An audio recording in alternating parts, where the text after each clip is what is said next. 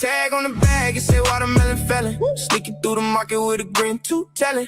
Pineapple spears in the cup, dip red like a potion. Everybody looking like, man, what you selling? Brown clown, no rules, just a plan. Pockets full of lies and a knife in his hand. Stabbing kids with a wild eye stare. Left a trail of blood in the busted front chair. Oh, he too slick, talk too quick.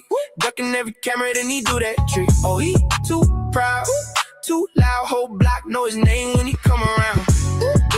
Watermelon felon, watermelon felon. Sweet on the tongue, that's how wrong. Go and get some. Yeah. Watermelon felon, watermelon felon. Laugh now, run fast, but the pain come back, son. Yeah. He blame the moon, blame the street, blame the whole damn city, blame the cash, blame the break, blame the world for pity. Say everybody foul, say everybody fake, but he the one who made the wild mistake. Got Kool-Aid on his fingers, got a plan in the stare. Got a lemon lime grin and the do not care. He talk big game and he fold real quick. When the door swing open, he can't fake that twist. Oh, he too slick, talk too quick. Ducking every camera, then he do that trick. Oh, he too proud, too loud. Whole block know his name when he come around. Watermelon felon, watermelon felon. Sweet on the tongue, that's how wrong. Go and get some. Yeah. Watermelon felon, watermelon felon. Laugh now, run fast, but the pain come back, son. Now he in a jail cell, looking so dumb. Talking about a clean slate, talking about he dumb. But the laugh gets stuck when Tyrone show up. Don't drop the soap, but things will get rough. Watermelon felon, watermelon felon. Sweet on the tongue, now Tyrone go and get some. Yeah. Watermelon felon, watermelon felon. Laugh now, run fast, but the pain come back, son.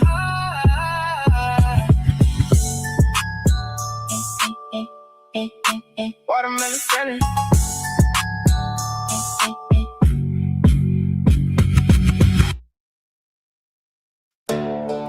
Yeah. Lord have mercy. Y'all done lost your minds now. They call them watermelon felon. Everybody yelling, keyboard gang swelling, comment section dwelling. Watermelon felon. Everybody telling, half the folks just laughing, another half rebelling. Watermelon felon. Name ring like a bell. Funny how a nickname got the whole world yelling. Facebook got the lawyers and the judges, everybody holding grudges, everybody know the facts, till you ask them for the sources, and they mumbling.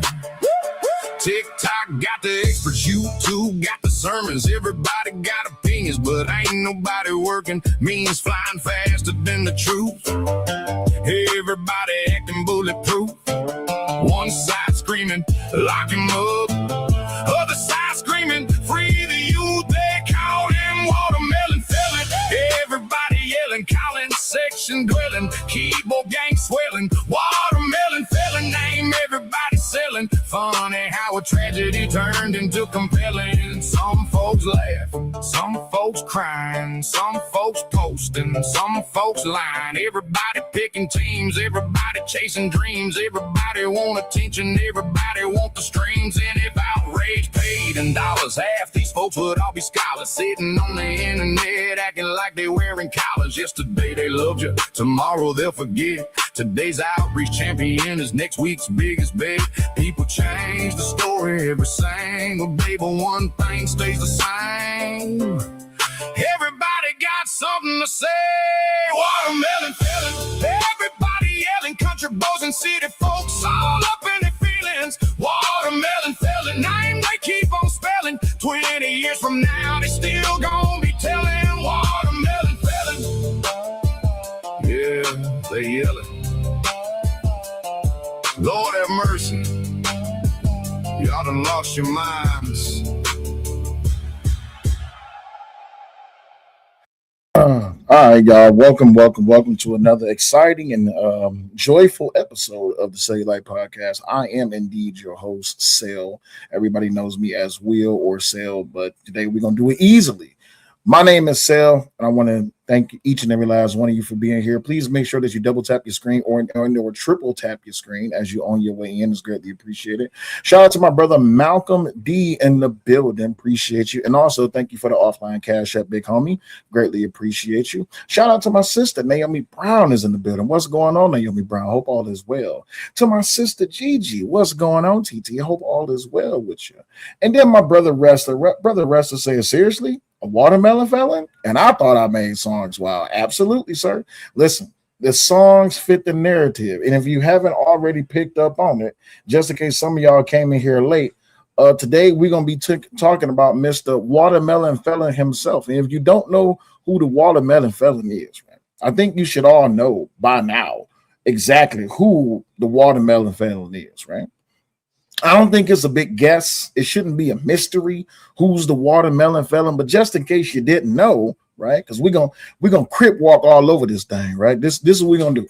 We're gonna put the watermelon felon back up there, right? That's what we're gonna put the watermelon felon. But first, Jesus, and my daughter would be calling. I got a quick trailer for y'all to watch, and then we'll pick up on the string. Give me 1 second.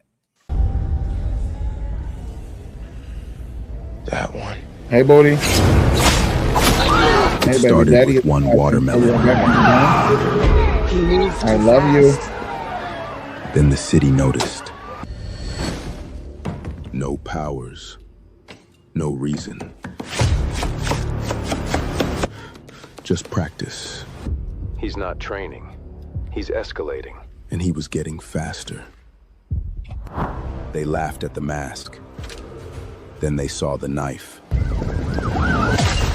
He is not a hero. He is a felony waiting to happen. They picked the wrong fruit. Absolutely. According to the watermelon felon himself, they picked the wrong fruit. And since they picked the wrong fruit, we're going to do the right dance. So, holla at you. Watermelon felon. Got a tag on the bag, it say watermelon felon. Sneaking through the market with a grin to tell it. Pineapple spears in the cup, dip red like ocean. Everybody. Hey, that's how they gonna be dancing. That's how they gonna be dancing to his sale. Yes, they gonna be dancing to it as soon as he get housed. They gonna be dancing to it. Looking like, man, what you selling? Brown clown, no rules, just playing. Pockets full of lies and a knife in his hand. Stabbing kids with a wild eye stare. All right, so let's get into this thing, man. Let me be serious now. So, with that being said, a lot of you who may have been living up under a rock for some reason, I don't know why, and then a lot of you who are part of the Victim Olympics community, aka known as the community, a lot of you have been crying and shouting and stomping and moaning and bitching because the watermelon felon got 35 years in jail. Now, prison. So, as of last week, some of y'all should already know this, but just in case you don't, you're about to find out. Brittany B is in the chat. Brittany B said, I've deaf been under a rock. Appreciate you. So, shout out to my man Muga One is in the building. Another supporter of the show. Greatly appreciate you, big homie. So, they gave him 35 years. He's eligible for parole after about half, which is about 17 and a half, something like that. And they convicted him for murder, not manslaughter, thankfully. Cheers. They convicted him for murder, not manslaughter. Of course, he raised this whole entire self-defense claim. Now, I knew from the door it was a crock of shit. There was absolutely no way you can raise self-defense when you're the provocateur. You're the one out there threatening people. You brought the knife. And shout out to Dennis Sperling. I had a great conversation with him on his show. I believe that was last night. And he really just level set the whole entire playing field for me. And I understand that I have a free world person's mind. So I don't know how people who've been incarcerated think. Now, when it comes down to it, for as far as Karmelo Anthony goes, or who I like to call him as the watermelon felon, Mr. Murderer himself, because that's technically what he is. He's a murderer. And there's no way around that. I mean, you can argue it all you want to. You can cry and bitch him on and say he deserves an appeal and all this and the other, and probably get another retrial, whatever. The way it goes is this. I don't know why everybody's crying and saying that they need the video for what. There is a person who is dead. There is a person who's responsible for creating that dead body. And we have the murder weapon. And on top of that, he admitted to it. Not once, not twice, but 3 times. So there is no point in trying to relitigate the case. Big Rig, what's going on, Big Rig? How are you, big dog? Greatly appreciate you being in the building. So with that being said, this whole thing about this self-defense, that rejected. Sudden passion, rejected. You can't claim, this is just my perspective, you can't claim sudden passion if you're the one that brought the knife. That doesn't make sense to me. Right? That absolutely does not make sense. Chill out is in the chat. He says the young people of this country are unbelievably influenced by social media's dysfunction, filled with hate and misinformation. Absolutely. That's why here at the Say Like Podcast, or as we like to call it, the Recedosphere, we try to bring as much fact as possible and sift through the minutia and the misinformation and the bullshit, which I will be tackling today. I actually have a few things I need to tackle before we get into today's content. One being, and I heard in a few social media platform circles that there was this rumor going around that Austin Metcalf's father is a convicted sex offender. Now we need to go ahead and clear that up. I'm glad that he cleared that up in the interview that I just seen him recently do when he was talking to Nancy Grace. But a lot of the Victim Olympic supporters have been like spreading that rumor amongst a myriad of others. There's so many fucking rumors that have been spread about that man and that family, but they need to try to deflect and shift the narrative because they want to take all of the attention off the murderer, which in this case is, as we all know, Karmelo Anthony. But the biggest problem is in all of this, a lot of people are trying to overshadow this killing of Austin Metcalf as if it's a mistake. Hey, shout out to Wrestler. Appreciate you for supporting the show early, my guy. Thank you very much. Greatly appreciate that Cash App. If you would like to support the show, you know you can do so by hitting either 3 of the donations on the screen. You got Cash App, which is $SELLYOULIGHT. You got PayPal, which is Butterfly Progressive. And then you got Venmo, which is Mind Chaos Brew. If you'd like to be a supporter of the show, it's greatly appreciated. Excuse me. So, all of these things that everyone likes to talk, he made a mistake. It was just an accident. He fell on the knife. I'm not accepting that. And apparently the jury of 12 didn't accept that either. And although we do know that there was an interview that was done by Judge Roach, who pretty much presided over this case, I didn't see the second interview. And just in case y'all didn't see the second interview, we're going to be covering that as well. Also today, we're going to be covering some of the outside reactions that happened during the trial, because I want to really open people's eyes up to how it is that people are really trying to accept Karmelo as the victim in this whole entire ordeal when he's the one that caused all of this. Brother Ami, what's going on? How you doing?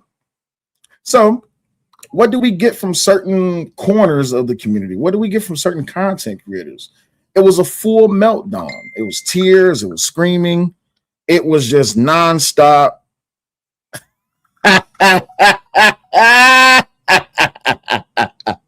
That is amazing.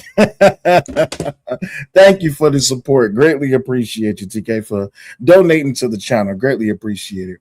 If you'd like to donate, you can donate. The link is on the screen. If you need the link directly, just request in the chat, and one of the moderators will drop the link for you. But continuing down this pathway, a lot of people were just, they came out in this whole entire new thing, hashtag believe Karmelo, hashtag free Karmelo. They like to drop down and content creators channels who's not supportive of Karmelo and say free Karmelo as if we don't already know what their cries and their tears is already about. Thing is, you can't free the man. He's already convicted. So people are pushing and crying outside the courthouse like the system just lynched the innocent young man.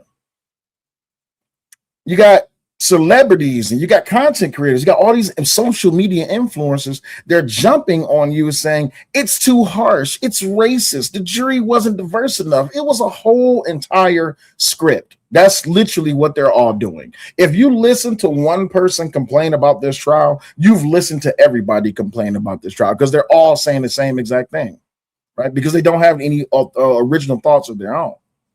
So you already know how this goes. Same movie, different cast, same story, different ending, probably in some situations.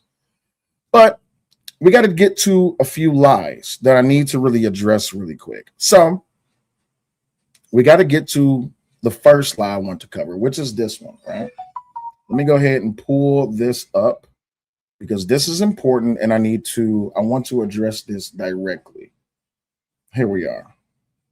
So first lie we're going to be addressing today is this one here. Let me switch cameras right quick. Sorry about that. All right, so let's go ahead and pull this up. So, Twitter user by the name of Do Not POV says new questions emerge about Jeff Metcalf's criminal record. Social media users are circulating screenshots that allegedly show an old 2011 or 2011 arrest record connecting to Jeffrey Charles Metcalf. Critics are now asking why certain records appear difficult to locate today, and whether the public is getting the full story. Meanwhile, the same people demanding scrutiny of everyone else seem awfully quiet when questions are raised about their own side. Collins County is a racist. And also, receipts matter, transparency matters. The public deserves facts, not selective outrage. So this is the image that they are spreading around, saying that Jeff Metcalf he was convicted and did time for being a person who committed sexual assault. That's a lie. And we already know that's a lie, because why? Because this is not even Jeff Metcalf. Now, if for those of you who don't know, Metcalf is a very common name, especially down there in Texas. For Jeff Metcalf to have the same name as Jeffrey Metcalf, Jeffrey Charles Metcalf, that's crazy, but not out the way, because Jeff Metcalf's name, Austin Metcalf's father, Jeff Metcalf, his middle name is Neil. Jeffrey Neil Metcalf. So this is the reason why I really wanted to tackle this early, right? I wanted to get this out of the way because it's not too much for me to say about this, other than the fact that you have two different people. Now, one thing I do want to point out, because now I'm noticing that, they was very upset. Do you know that live stream that I did yesterday when I was exposing the hell out of Morris Dwayne Turner? That live stream was clipped up and it was spread around. They were doing reactions to it all over TikTok. It was a few other places like Facebook. I seen some people reacting to it on Twitter. A lot of people don't really want to cover the real facts, the actual facts, which is Morris Dwayne Turner, being the vile human being that he is. He actually is a convicted pedophile. And not only is he a convicted pedophile, he's a lifetime pedophile, right? Which, by the way, I went ahead and I did something that I've apparently I'm good at, which is I went ahead and I actually created an article on Twitter, which you can all go check out. Here, let me take this down and put this up and switch my camera. So, Morris Dwayne Turner, right? A catalog of unsubstantiated claims in the Karmelo Anthony case. So just to give you a quick, brief rundown, because people are out here spreading lies on the Metcalf family, well, I'm going to start telling the truth about the people who they support the most and people who they say is that they're championing behind, because he said that he's seen this mystery video that a lot of people don't want to acknowledge. Well, here's the problem with this whole entire situation. Not only is the video that he's seen apparently a mystery, but there's a video by like 4 different other people who actually right now, the Karmelo's supporters are starting to participate in social media cannibalism, because they can't get their lie together. They can't get their story together. They don't know who's telling the truth about what, right? So On April 2nd, 2025, at the Frisco ISD track meet at Kia Canoe Stadium, Karmelo Anthony fatally stabbed 17-year-old Austin Metcalf, which we know that already, right? But here's the big problem. The big problem is everything that you can look up and find out about Mr. Morris Dwayne Turner, you can look up and you can find it easily because it's readily available information. Why is that information readily available? Well, it's easy because everything that there is to know about this man is already in the Texas sexual offender registry, which you can easily go look up and find. It's not that hard to do. A lot of people just don't know how to do it, but I know how to do it because I had to look this up and I had to make sure that this guy, like, who is this guy, right? So I went into the sex offender registry, which I'll do this live so y'all can see. I go into the sex offender registry and I type in his last name, which is Turner, and I type in his first name, which is Morris. And I push search. And there it is right there. Mr. Morris Dwayne Turner. There he is right there, right? For those of you that's watching on vertical, I hope you can be able to see, but it's just that simple. All I did was just go to the Texas Public Sex Offender website and I just typed his name in. And there he is, Mr. Morris Dwayne Turner. He is a lifetime registered sex offender for, let me make sure I got this right. Yes, his victim was 13 years old. So instead of all of these Karmelo supporters out here spreading all these lies and these narratives, I seen someone chat today, which let me go ahead and address that as well. I might as well just go ahead and tackle these all down one by one, right? I think that'd be the best way to do it.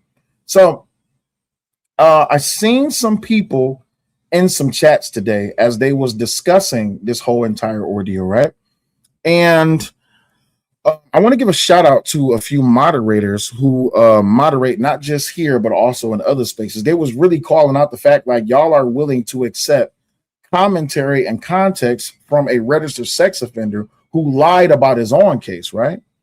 But then the crazy part was this, even as it was being called out, because like I always tell y'all, every time there's a situation where I'm calling out the fuck shit and I'm calling out the nuances that's going on, what did I tell y'all? YouTube doesn't allow tagging people on shorts on their app. It's stupid. Yeah, it's really dumb. I don't know why they do that. YouTube is just it's a myriad of stupidity, but it is what it is. I'm not barking about it. But anyhow, in the midst of doing all of this, why is my hashtags not on my video? Give me 1 second, y'all. I have to add my hashtags to my video. Hold on. To my live stream, rather. Hold on. Give me a second. Let me add these hashtags right quick. And there. All right. That should do it. All right, cool. Bet. There we go. All right, and also apparently my chat is not working either because I see a lot of y'all just going crazy in the chat as well. My bad, y'all. Hold on. What is going on with StreamYard? Why is StreamYard acting up? I don't know what's going on with StreamYard. I see so many of y'all in the chat that I did not see when I was looking at StreamYard. Hold on, let me do pop-out chat. That way I can be able to see y'all comment. My bad, y'all. StreamYard is acting up and is acting stupid. It is what it is. All right, so shout out to everybody that's been in the building this whole entire time. Greatly appreciate y'all. My bad for not seeing none of y'all chats, but I'm just now seeing all of y'all chats now, so I apologize because StreamYard was fucking up. But let me go ahead and just what was I just doing before I just started this? What was I just doing? Y'all remind me. What was I just talking about? Because I just had to check that really quick. My bad, y'all. What was I just talking about? Willfully ignorant mixed with kind of diggers. What was I just talking about? Somebody remind me what I was just talking about.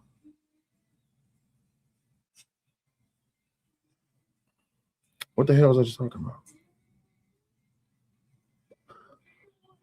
Oh, that's what it was. That's what it was. All right, now I know what it was.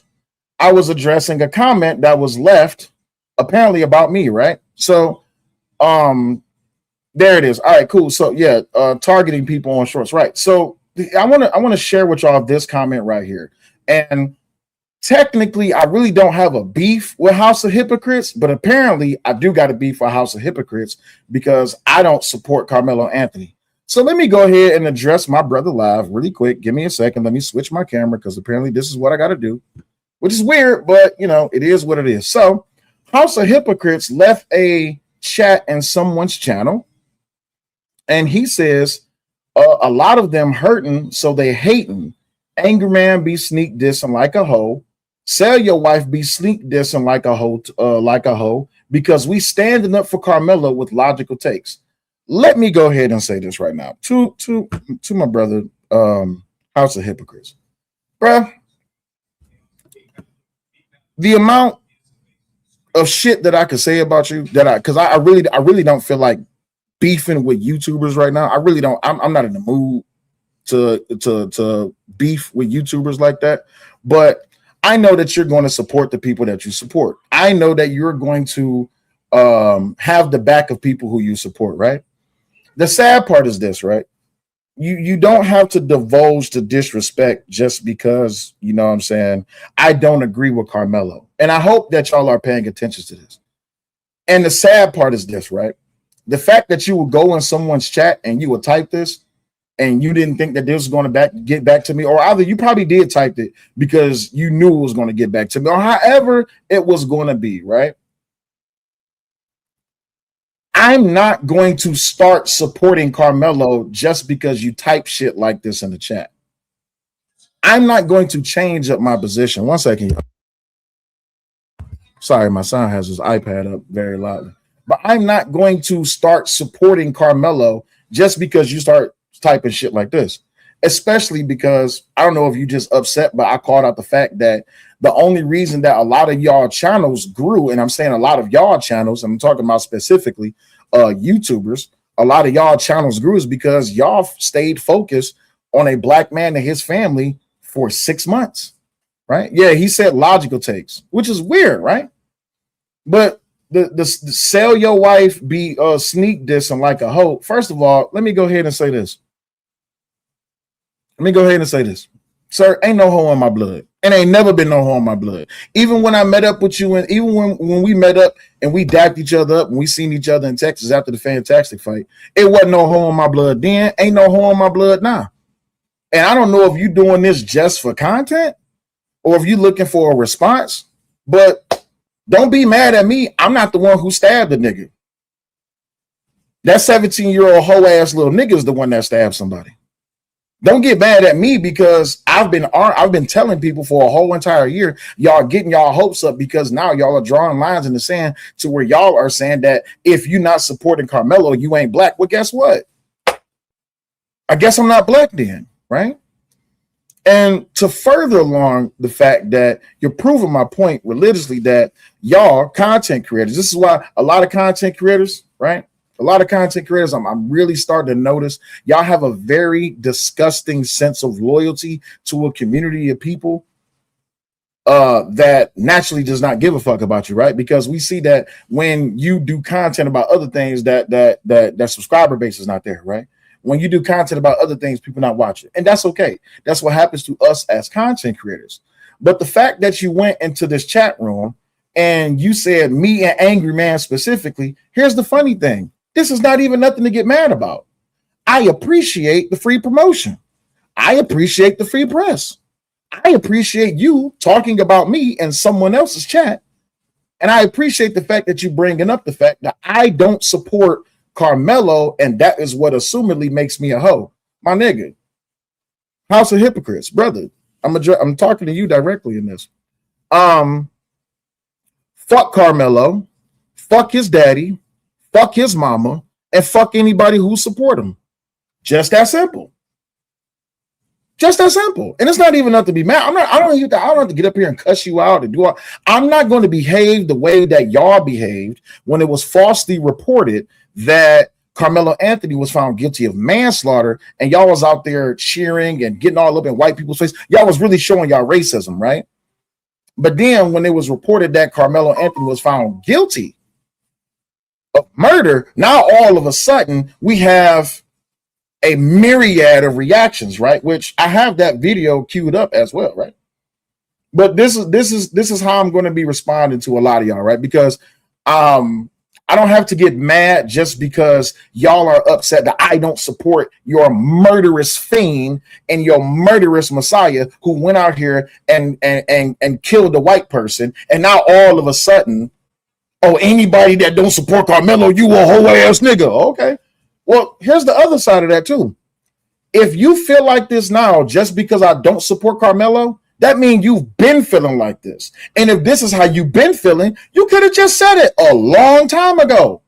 Like Karmelo. If Karmelo felt like killing a white person, he could have just did it a long time ago. But he didn't, right?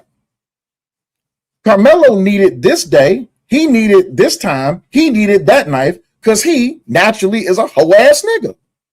And since hoe ass niggas need backup like a knife, what did you think we was going to say? Other than just the truth.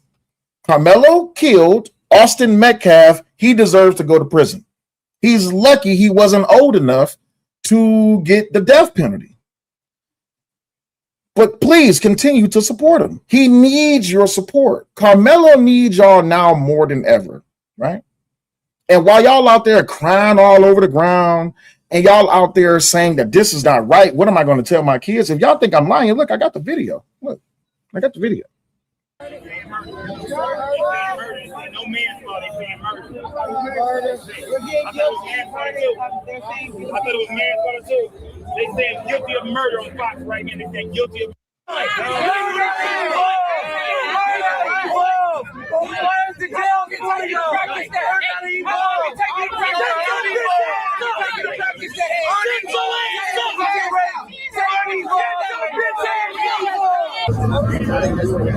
And I hope y'all are seeing this, right?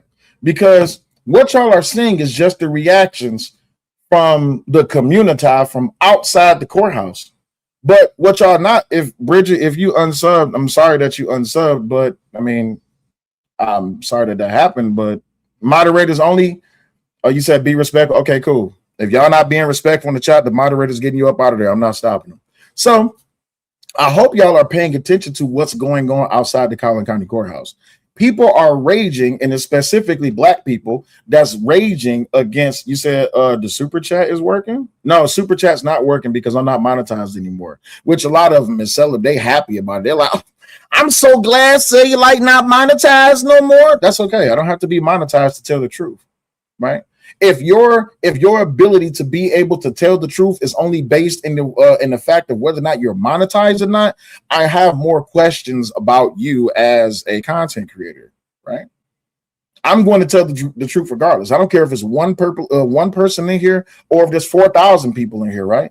Because a lot of the people who have a problem with me telling the truth about Karmelo, these was the same people who was in here saluting me when I had 3,000 people in the chat. So please don't get in your feelings now, right?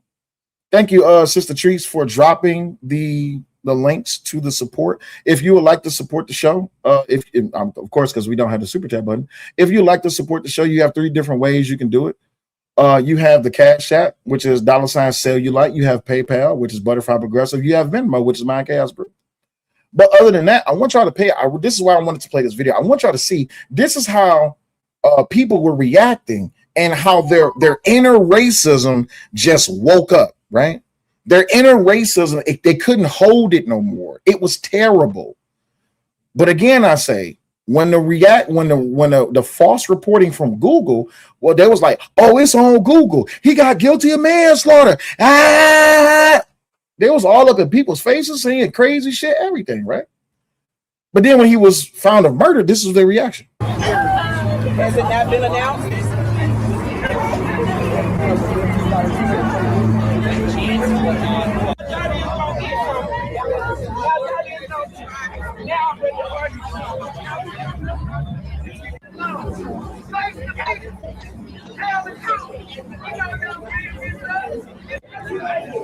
Oh, by the way, really quick, that crazy lady right there in the red, she was out there performing voodoo If y'all didn't see the video, it was crazy. She was like a shaman. She was like screaming. She had very guttural, diaphragmatic voice. She was out there going crazy, right? And no, the jury was not all white. We already know that to be true. Like a lot of people keep saying, it was an all white jury. Just because there was no black people in that jury doesn't mean anything. Those black people who went to be jurors, maybe they should have proved that they can be impartial, but they admitted that they can't be impartial because they said that I couldn't see myself putting a black person in jail. Okay, cool, no problem. So racism within the jury selection process. Gotcha. But anyway, let's continue. And she's out there walking around with no shoes on. She was going in circles. She was going crazy.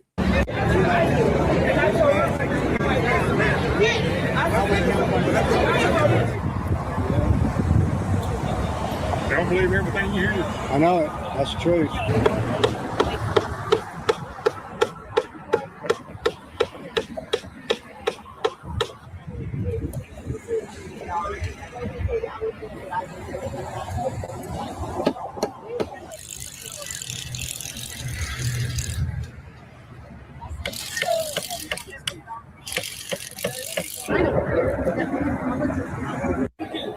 Texas has stand your ground. All right, so Miss, I said Mr. I apologize.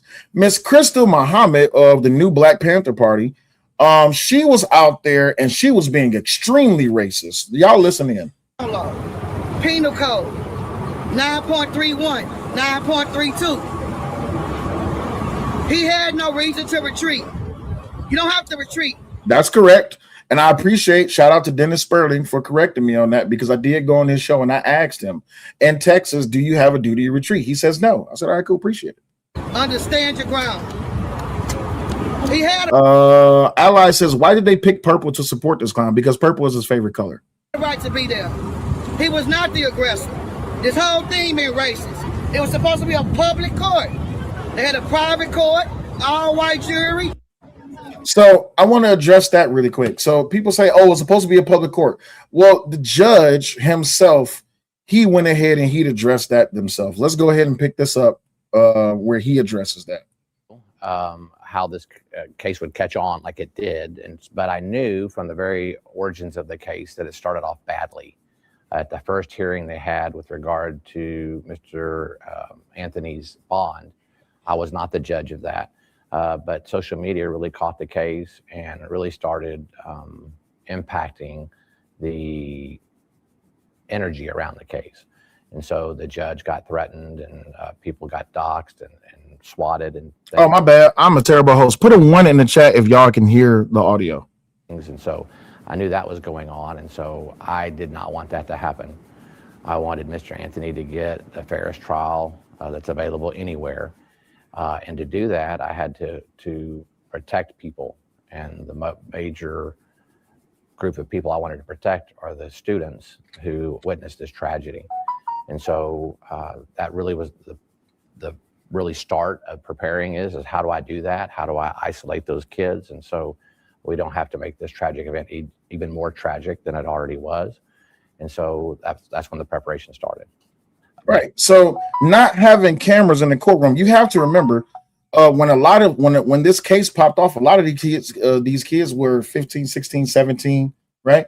So to protect the identity of these minors, you couldn't have cameras in the courtroom. Now, I'm glad that we at this part because there's something I need to address. I need to address a very disgusting person. If y'all okay with me addressing this very disgusting person, not in the chat, they're not in the chat. I just need to address a very disgusting person.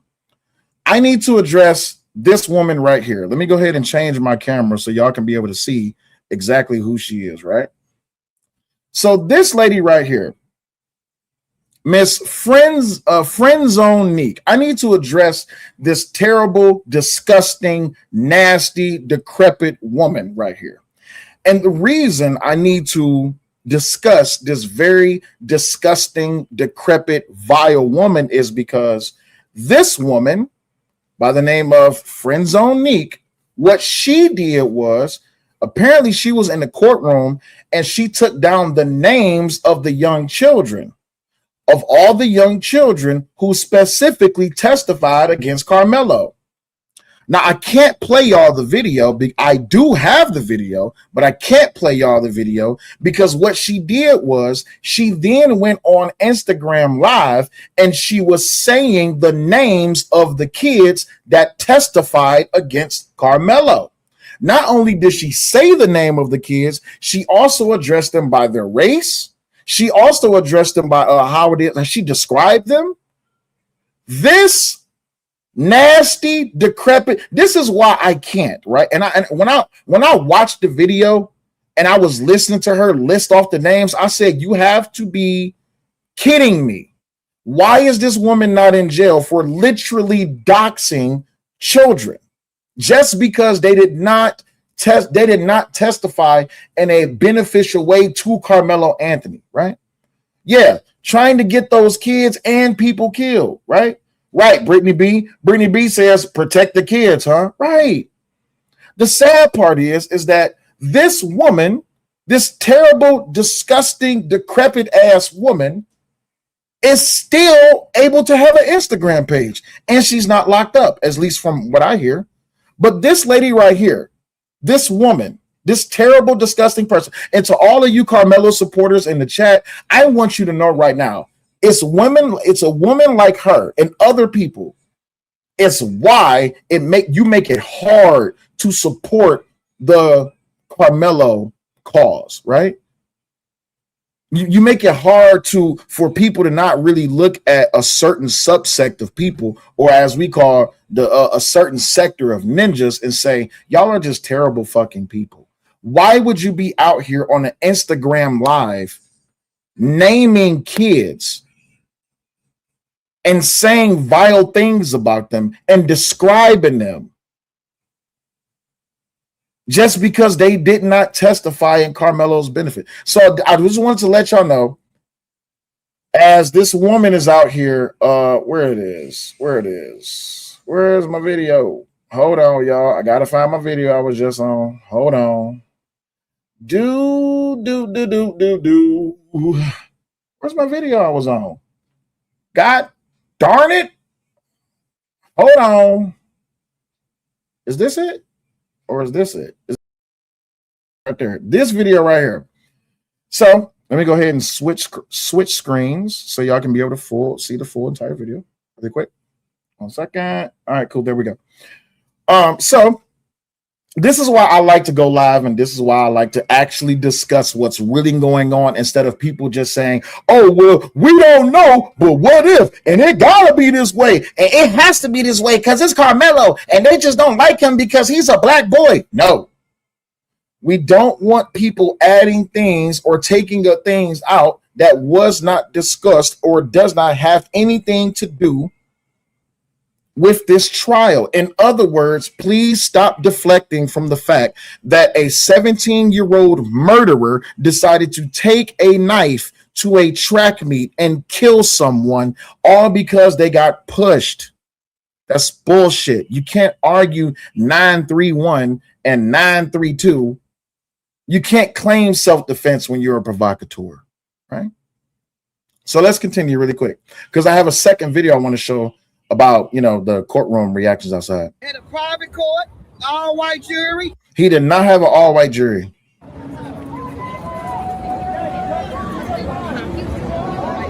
All right, so as they're standing outside waiting, this is when the verdict gets read. Shout out, thank you for the, hey, I'll take the, hey, I appreciate that. Fuck it. Hey, shout out to my man's 3-man podcast for the goddamn Cash App. Greatly appreciate you for being a huge supporter of the show, big homie. Let me go ahead and play y'all this. Now, this is after the guilty verdict was ran. When they gave Karmelo the verdict, he broke down and he cried. He broke down and he cried. How do you know that? He broke down. She was sitting there with him. Hold on one second. Be on camera. She broke down and cried. So explain to me what the when woman they came back with the verdict, he broke down and he cried.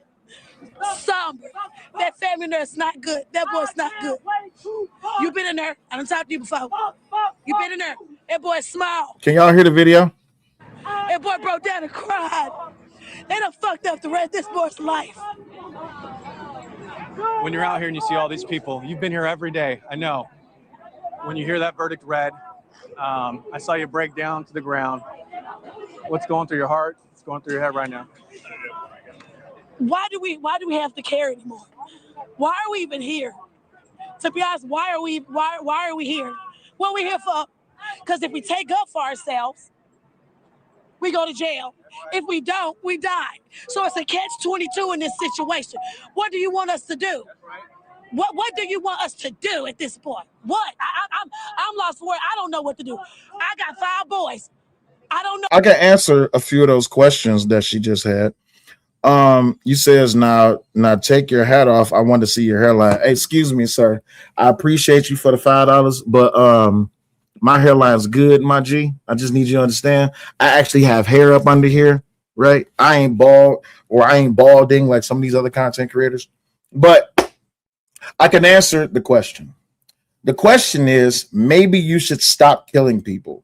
Maybe you should stop raising your young boys as if they're grown men. Maybe you should stop raising your young girls as if they're grown women. Maybe y'all should stop having multitudes of kids that y'all can't take care of. Maybe y'all should fix y'all community. Maybe y'all should work on the structure and the organization of y'all community. Maybe y'all should work on the education that y'all are teaching y'all children. Maybe y'all should stop producing and listening to drill music. Maybe y'all should not stop banging dumbass, crazy ass rapping hip hop music around your kids. Maybe you should stop cussing around your kids. Maybe you should stop doing sexual things in sexual nature and even referring to your children in sexual ways. Maybe that'll help. Maybe stop smoking weed around your children. Maybe start putting your children in better schools. How about vote? Maybe you should go down to the leadership within your city and make demands of them. And if they do not change the things that you see that need to be done, maybe you should vote to get them out. That's why you need to get out and go vote. Maybe you should stop always thinking that being a real nigga is what it means to be a real person or a human being, because being a real nigga does not mean that you're a better person. It just means that you don't care about anyone. Maybe you should start keeping an eye on your children. Maybe you should start caring. That way, when you start caring and loving on your children, other people won't have to go through what it is, the traumas that you are instilling within your children. Maybe y'all should start working on community. Maybe y'all should start working on the fact that maybe y'all need to get off of welfare. It's a whole lot of things. I can answer so many different questions with this young lady. But ma'am, I hate to say this, but I know who she is because she's a content creator. Her name is Queen 88. I have nothing against Queen 88, right? Queen 88 seems like she does good for herself. She be in music videos. She does content. She makes money. She drives a nice car. Ma'am, you are above what most people would consider is a certain sector of the community. But I'm speaking not to Queen 88, but through Queen 88 to y'all. Maybe a lot of things that's going on within the Black community, y'all should stop promoting and glorifying as if it's the next best thing to ass paper. Maybe that would help. Maybe stop promoting that young boys and young girls should be walking around with firearms and knives on them. Maybe that'll happen. Maybe get these drug dealers and these drug users out of your neighborhoods. Maybe start cleaning up your neighborhoods. Maybe stop participating in so much wasteful spending. You don't need a $400 pair of Jordans when you have a $300 light bill, and that's only going to leave you with $100, and you didn't pay the rest of your bills. Maybe you should balance your budget. Maybe y'all should worry about raising boys to be men and girls to be women. That way they can focus on bettering their life, and then they can worry about being a wife and a husband. But since y'all rocket them from the womb to baby mama or baby daddy status, maybe y'all should. It's a ton of things that y'all can address, right? Here's a big one. Stop voting for the Democratic Party. That's step number one, right? Step number one is get out from up under and stop following behind the Democratic Party. It's not serving you any good, because everything that I'm answering to all of her questions is the reason why the Karmelo Anthony family left Baton Rouge, Louisiana. That's why they moved into Frisco, Texas. You know why? Because it was a predominantly white neighborhood, and it had better school choice, it had better jobs, it had better opportunities, and it was clean. There wasn't people walking around banging loud music all throughout the day. It was not gunshots at night. People was not out there witnessing block parties happening until 4 o'clock in the morning where everyone has nowhere to go, but they got all the time to be there. And what do you tell your 5 boys? How about don't stab people? Don't kill people. If someone touches you, if someone pushes you, walk away. It's an easier thing to do. But you know, the problem is, oh, well, say you're like, you're not being realistic. You can't walk away from every situation. Sometimes you got to throw the dukes up, right? And if we being 1,000% honest, again, shout out to Dennis Sperling. If you do the crime, you got to, if you was man enough or woman enough to do the crime, you got to be man enough or woman enough to do the time. And that's just that, right? Everybody's out here crying about this murderer, this 17-year-old murderer, but y'all don't care about black on black crime. Y'all don't want to talk about that. Because if you actually start talking about black on black crime, then a lot of y'all heads would explode. But if a white person says anything that I'm saying right now, they're considered a racist. But because I'm black and I'm saying it, now I'm a coon. Now I'm a self-hater. Now I'm a traitor. But here's the problem. How do you establish negativity on truth? You can't. You can't establish negativity on truth, right? When you tell the truth that the black community needs a wake-up call and it needs to get out of the bullshit that it's participating in, which is degeneracy, lack of accountability, and no self-responsibility, maybe y'all could address some of the problems that y'all have, right? Anyway, let's continue. Oh, I ain't got nothing to tell them no more. You can't walk away no more. Rest in peace, Trayvon Martin. Let me ask you this right now. I hear the frustration. Are you more angry or more sad as to what just happened? I'm angry and I'm hurt. I'm angry because you were in there, I was in there too. Those witnesses were lying on him. You got the judge, friend. Hey, shout out to my man, Mr. Roberts. Hey, I appreciate you, Mr. Roberts, for supporting on the Cash App. Thank you very much. Greatly appreciate you. Thank you. With the prosecutor, let's start there. The judge was falling asleep. Some juries was falling asleep and didn't even have a damn notepad. Y'all didn't take this shit seriously. All right, Austin, come this way because it looks like the crowd is moving, and we're just gonna. Connell, stay with us. Yep. As the crowd. See, what I have a problem with everything that she said is you can be mad at how court proceeded, but are you mad at why it is that you're at court at all? Are you upset about the fact that a young boy went and stabbed another man?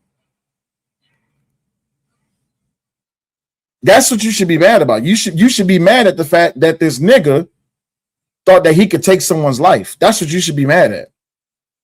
Goes this way. We're just gonna kind of make sure. Come this way. So, this. Excuse me, sir. Is this the Anthony family? Yeah. We love y'all. So, Connell. I want to go talk to them. They're going to go over there in the grass. Okay. Not out here in the road. So it looks like family is leaving right now. So this is the disgusting part, right? The disgusting part is that Escalade or that truck, that SUV looked like a Durango. I could be wrong though. Let me see what this is. Hold up. Family. We love y'all. Now again, remember it's a Cadillac. All right, so that's the Escalade. That's the Escalade. Hold on, I want to single this out. That's the Escalade that they bought with the Give, Send, Go money. That's the Escalade that they use for the Give, Send, Go money, not to actually pay for their son's legal defense fund. That's the Escalade that they bought, right? So here's the thing. Yeah, the Escalade. You see it, Allied? You see it? You see that's the Escalade that they bought. So now we have true representation of what it is that they deal with the money. So this is the disgusting part about this. After the verdict was read, the family left. They left. They left their son there, right? Did you hear about the plea deal? What plea deal? Hold on, wait, time out. I didn't hear about a plea deal. Wait a minute, hold up. There was a plea deal? There was an offer for a plea deal? Wait a minute. I didn't hear about a plea deal. Hold on, I'm reading y'all chat. If y'all know what the plea deal was, they gave him a 10-year plea deal and they refused it. You got to be the dumbest nigga alive. You got to be the dumbest mother. I heard it was 10 years. Everybody's saying it's 10 years. FRTV said it wasn't. Gina said it was. He had a 10-year plea deal. His parent told him not to take it for the money. God damn. Bruh. You mean to tell me that he could have took 10 years? Are you serious? And he didn't take it? You could have took 10 years?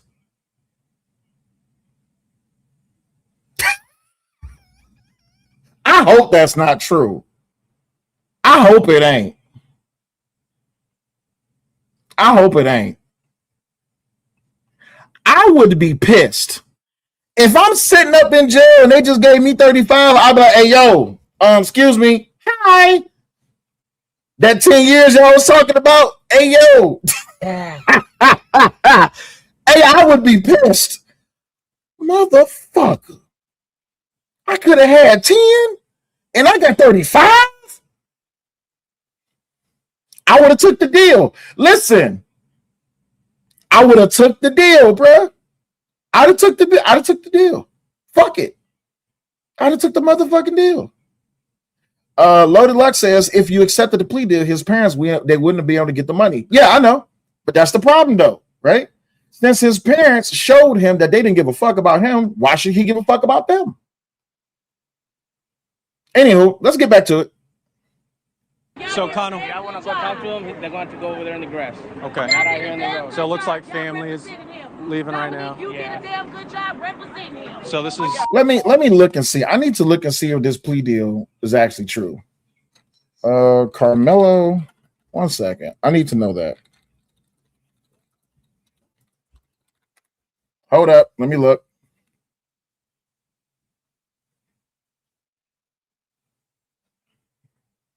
Was Karmelo Anthony offered a plea deal?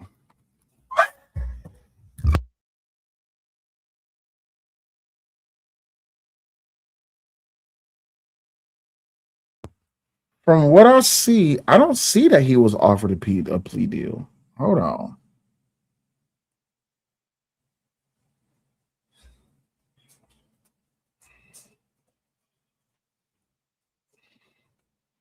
Hold up, y'all. 1 second. I don't want to be putting out false information.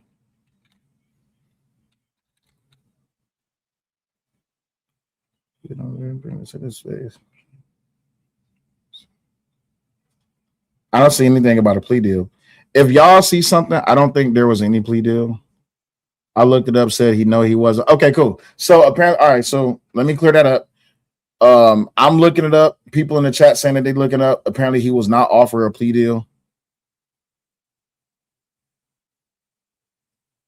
Until I see what you're saying, Slumdog. I see what you're saying, but I don't like to say things that I can't verify. So, I'm not saying this to be safe because I just want to be honest. I haven't seen any plea deal, so I'm not going to say he's offered a plea deal. Not until I see it. Now, if I see record of it, that's different. But yeah, I don't see a plea deal. The Anthony family representation. Connell, he's been speaking on behalf of the family. I got you, Connell. I was going to say, I'm not sure if you're going to be able to have this conversation now, but if you are going to have it here, I thought it was going to be a different location. Let's just listen live to this. And then Rich McHugh in a moment has a Metcalf family statement that'll put some more context. But this is on the Karmelo Anthony side, just out of the courthouse. All right, go ahead, X. Sorry, brother. So that I can be able to. And this race hustling bastard, I don't know if y'all actually seen what he said in this part of the interview. We've already played it like 2 or 3 times, but just to summarize it, he's going to make it about race. I don't know if y'all seen it or not. I've seen it. Some of the people who's been here at the channel, they've seen it. But yeah, you say you can't stand Dominique. Yeah. The baby shaker, the baby shaking minister of justice. Yes, absolutely. As a matter of fact, I don't even want to hear him speak. Let's go over to Judge Roach. But it's important for us to make sure that the facts are tried in a courtroom and not in the courtroom of public opinion or social media or the media. And so that was important to me. I knew it was probably getting out of hand even before I started the case. And I wanted to ensure that didn't happen because my job is to make sure that everybody gets a fair trial. And if we're trying it outside of these walls that you're sitting in right now, then that's not fair. Well, social media just generally got it wrong. I mean, and that, let me address that specifically, is I don't know the Metcalfs. I have never met the Metcalfs. I have never socialized with the Metcalfs. I would know the Metcalfs if they walked in this before the trial, if they walked up to me and said hello. And so it's ridiculous. And that's just people trying to drive their agenda and drive something. But you shouldn't do that. Even in social media, if you're going to call yourself a new organization or independent journalist or whatever you want to call yourself, if you're spreading lies, then you're not a journalist. And so I don't know what to do about it. I know what I did about it in this case, which is just ignored them and did my job. But I think long term, that's going to impact people's ability to get the news and get it right and get the truth. And that's sad. And I don't like it, but it's something we're going to have to deal with from now on. My experience just in life, watching court cases on TV, you can tell that cameras change people. They make them nervous. They make people act differently, and that includes the judge. It includes the lawyers. It includes the witnesses, and everybody else surrounding it. And so I did not want that to happen. We needed to make sure that this was about this case, and we needed to make sure that the kids weren't scared to come in and testify in court because their face was going to be all over the place. And people were going to criticize their testimony and all, which may influence other people's testimony, which is completely beyond what we needed to have in this case. And so it was a pretty easy decision for me not to have cameras in the courtroom. I never have, by the way. In any case I've ever tried, I've never allowed a camera in this courtroom during a case. So this is not something I did for this case. Do you think race played a role in this trial? No. And kind of talking about the verdict, were you just surprised by the verdict or the sentence that the jury gave? It's not really my job to be surprised or not. Here's what I'm supposed to do: pick a fair jury, provide them a safe environment in which to do their job. Number two is to give them the facts and the evidence according with the rules of law, which they took that into consideration. Really quick, Cato says, has any of the jurors been doxxed? I'm pretty sure that they have, especially because of this disgusting ass woman. All I was able to get was the video of where she was doxing the hey, what's going on? What's going on, Dims? I was able to get the video of where she was doxing the children that was testifying in the courtroom. I don't know if there's a video if she was doxing the jurors. I'm pretty sure they wouldn't say the jurors' names out loud, but as far as the kids that was testifying and the ones that testified against Karmelo, yeah, this nasty, disgusting thing, she doxed all the kids. And guide them through my instructions to get to a verdict. All those things were accomplished in this case. And so their verdict is what it is. And I'm proud of the way they got to that decision. Karmelo Anthony's family filed an appeal. What are kind of the next steps in that, and what are the chances it's successful? Natural course of every case, especially when someone's convicted and sentenced, is not and went to a jury trial. It is, I would say, 99% of them appeal. So that's just part of the natural process. 99 Problem says, who doxed the kids? This woman right here, this nasty thing. Let me change my camera so y'all can get a good look at her Instagram. Rather, her TikTok. Sorry, her TikTok, because it was during the TikTok live. So this is her. This is the woman that doxed the kids. Her name. Oh shit! Hold on. Let me change my camera. This is the woman that doxed the kids. Miss Friendzone Meek. She's the one that doxed them. She weighs like 400 pounds. Yeah, it was nasty work, man. It was terrible.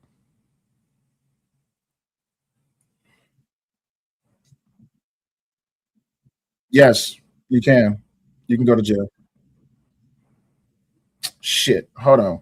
I'm playing the video. I'm not even sharing the tab. 1 second. It is, I would say, 99% of them appeal. So that's just part of the natural process. A court will review to see whether or not any legal errors were made. And in my opinion, I think that I did everything according to law, but I have no idea what's going to happen next and really don't care.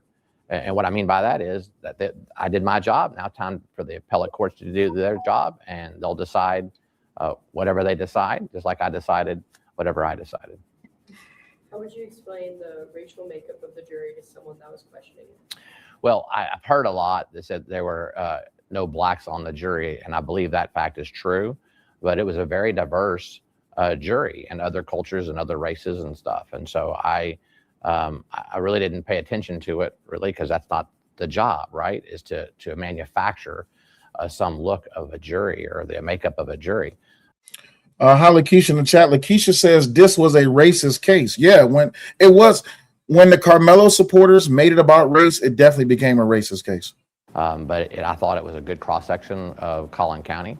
And again, they did their job. And I think they took their oath very seriously, no matter what their background was. I hope that Austin Metcalf's family thinks that if their son got a fair trial, being the victim of this horrific crime. And equally, I hope the Anthonys believe that their son got a fair trial. And at the end of the day, if people think they got a fair trial, then that's success for me. No matter what they say about me anywhere on social media or in the media, that's okay. I understand. There's a lot of emotions behind this case. But HB says, when are you going to get YouTube Super Chat set up? I haven't decided on whether or not I'm going to remonetize my channel. I don't like the fact that I don't like how I was treated by YouTube. And I don't want to talk about this too much other than the fact that if you want to support the show, you can do so by way of Cash App, PayPal, or Venmo. That's your three options right there. If you need the Cash App or the PayPal or the Venmo, then just request it in the chat and one of the moderators can drop it in the chat. But it is Cash App is $Cellulite, SELLYOULIGHT. The PayPal is Butterfly Progressive, and Venmo is Mind Chaos Brew. Appreciate it. 6 phone location says you must be slow. His followers made it about race. They did. From the very onset of this case, that's all the Karmelo supporters have been talking about. That this case is about race. It's about race. It's about race. It's about race and race and race and race. It's like remove. Okay, cool. So let's play a game, right? I'm going to play a game with y'all. We're going to play the race game. Okay, everybody in the chat, put a 1 in the chat if you're ready to participate in this social experiment. Okay, so let's play a game of race. Okay, the Karmelo supporters have been stating that Karmelo was treated this way because he was black. And the counter to that is that because Austin is white, that they think that this is why Karmelo got railroaded. Cool. So we're going to play a game. We're going to do a social experiment, right? And I always like to be prepared for moments like this. Let me take this banner down so y'all can be able to see. If the races were reversed, would you say that white Karmelo Anthony got a fair trial? And I'm asking for a very specific reason. That's why I labeled the question that way. If Karmelo Anthony was white, would you say he got a fair trial because black Austin Metcalf was murdered by him? Would you say he got a fair trial?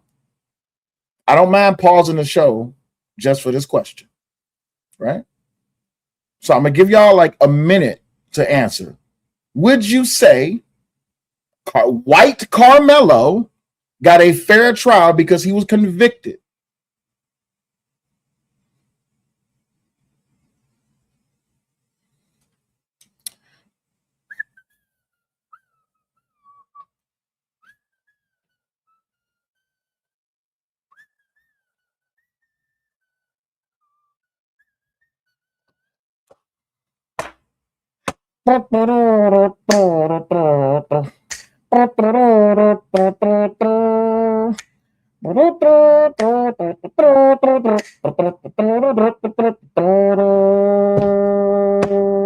Skibbity bop, skibby doo, ski ba doo ba dow, skibba ba doop, skibba doop, skibba doop, ba doo.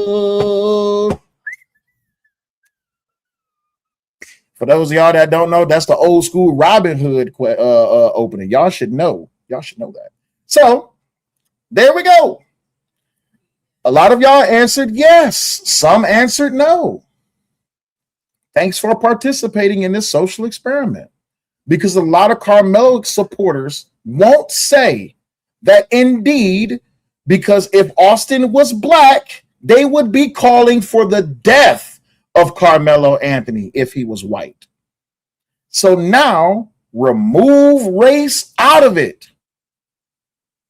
A boy took a knife to a track meet and stabbed another boy because he pushed him.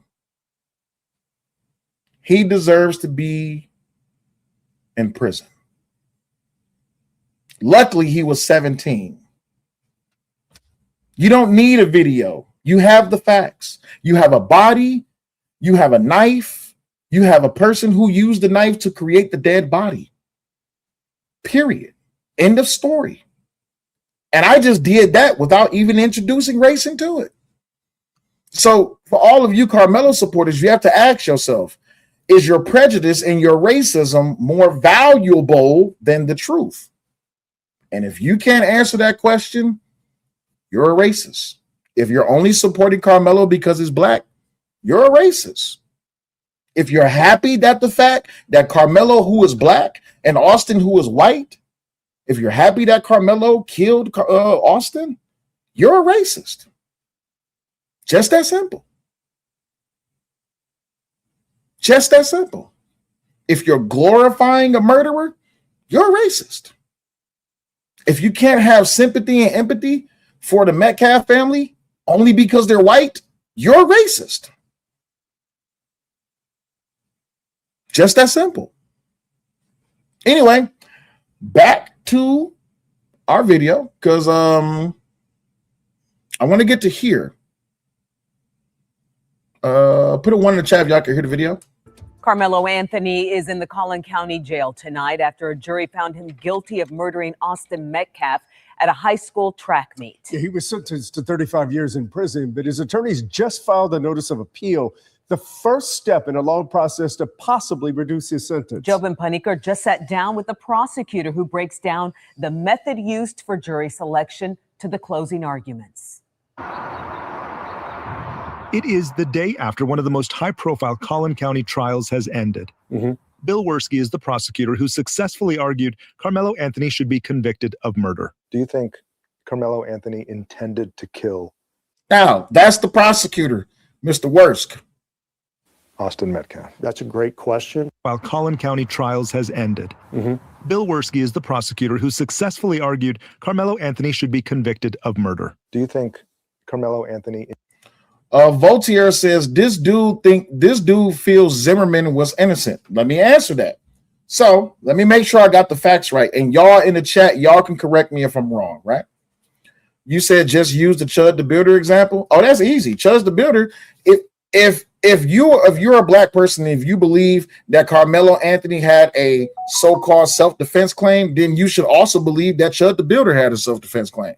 Because Chud the Builder, no matter how antagonizing he was to people, a black man ran up on Chud the Builder and swung on him. So if you feel that a white person pushing you gives you the right to stab them, you should also feel that a black person punching a white man should give them a reason to shoot him. Because y'all believe that lethal force should be met with, that non-lethal force should be met with lethal force. This is what y'all believe, right? But back to the George Zimmerman thing, right? So George Zimmerman, just to make sure I got the facts right. George Zimmerman witnessed Trayvon Martin walking around in the neighborhood. He calls, I think the police, or calls 911, and the dispatcher tells him not to follow Trayvon Martin.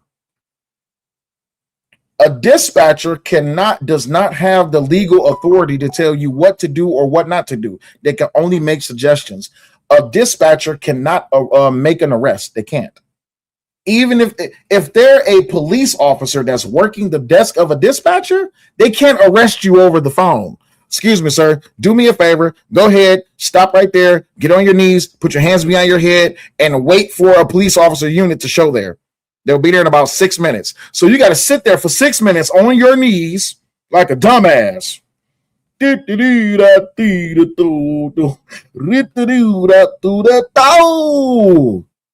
can't even think of songs that last for 8 minutes, right? So George Zimmerman then proceeds to follow Trayvon Martin. As he's following Trayvon Martin, somewhere along there and the other, once he hangs up the phone, him and Trayvon gets into a physical altercation.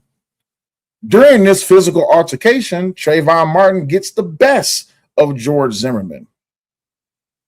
During him getting the best of George Zimmerman, he climbs on top of him. He mounts him. And as he's punching him, he breaks his nose, which there's pictures for this. He breaks his nose, there's blood all over his face. And as he basically, if I got you on the ground and I'm sitting on top of your chest and I'm punching you, for every one punch I'm giving you, you're getting hit twice because your head is hitting the concrete as well, right? So he was punching George Zimmerman and George Zimmerman's head was hitting the concrete. So it's technically two. George Zimmerman had a firearm on him. Those deadly punches, which could have resulted in him either losing his life, brain injury, broken skull, anything, right? George Zimmerman felt that his life was being threatened because he was getting his head bashed in onto the concrete by Trayvon Martin. So now, question for the crowd, and I'm asking everybody in the chat. If someone is on top of you, bashing your head into the concrete, and you have a gun on you, do you use that gun to shoot that person to stop them from bashing your head in the ground? Quick, it's just a simple question. Hey, Nita, what's going on? Do you use that gun to stop the person from punching your head into the ground?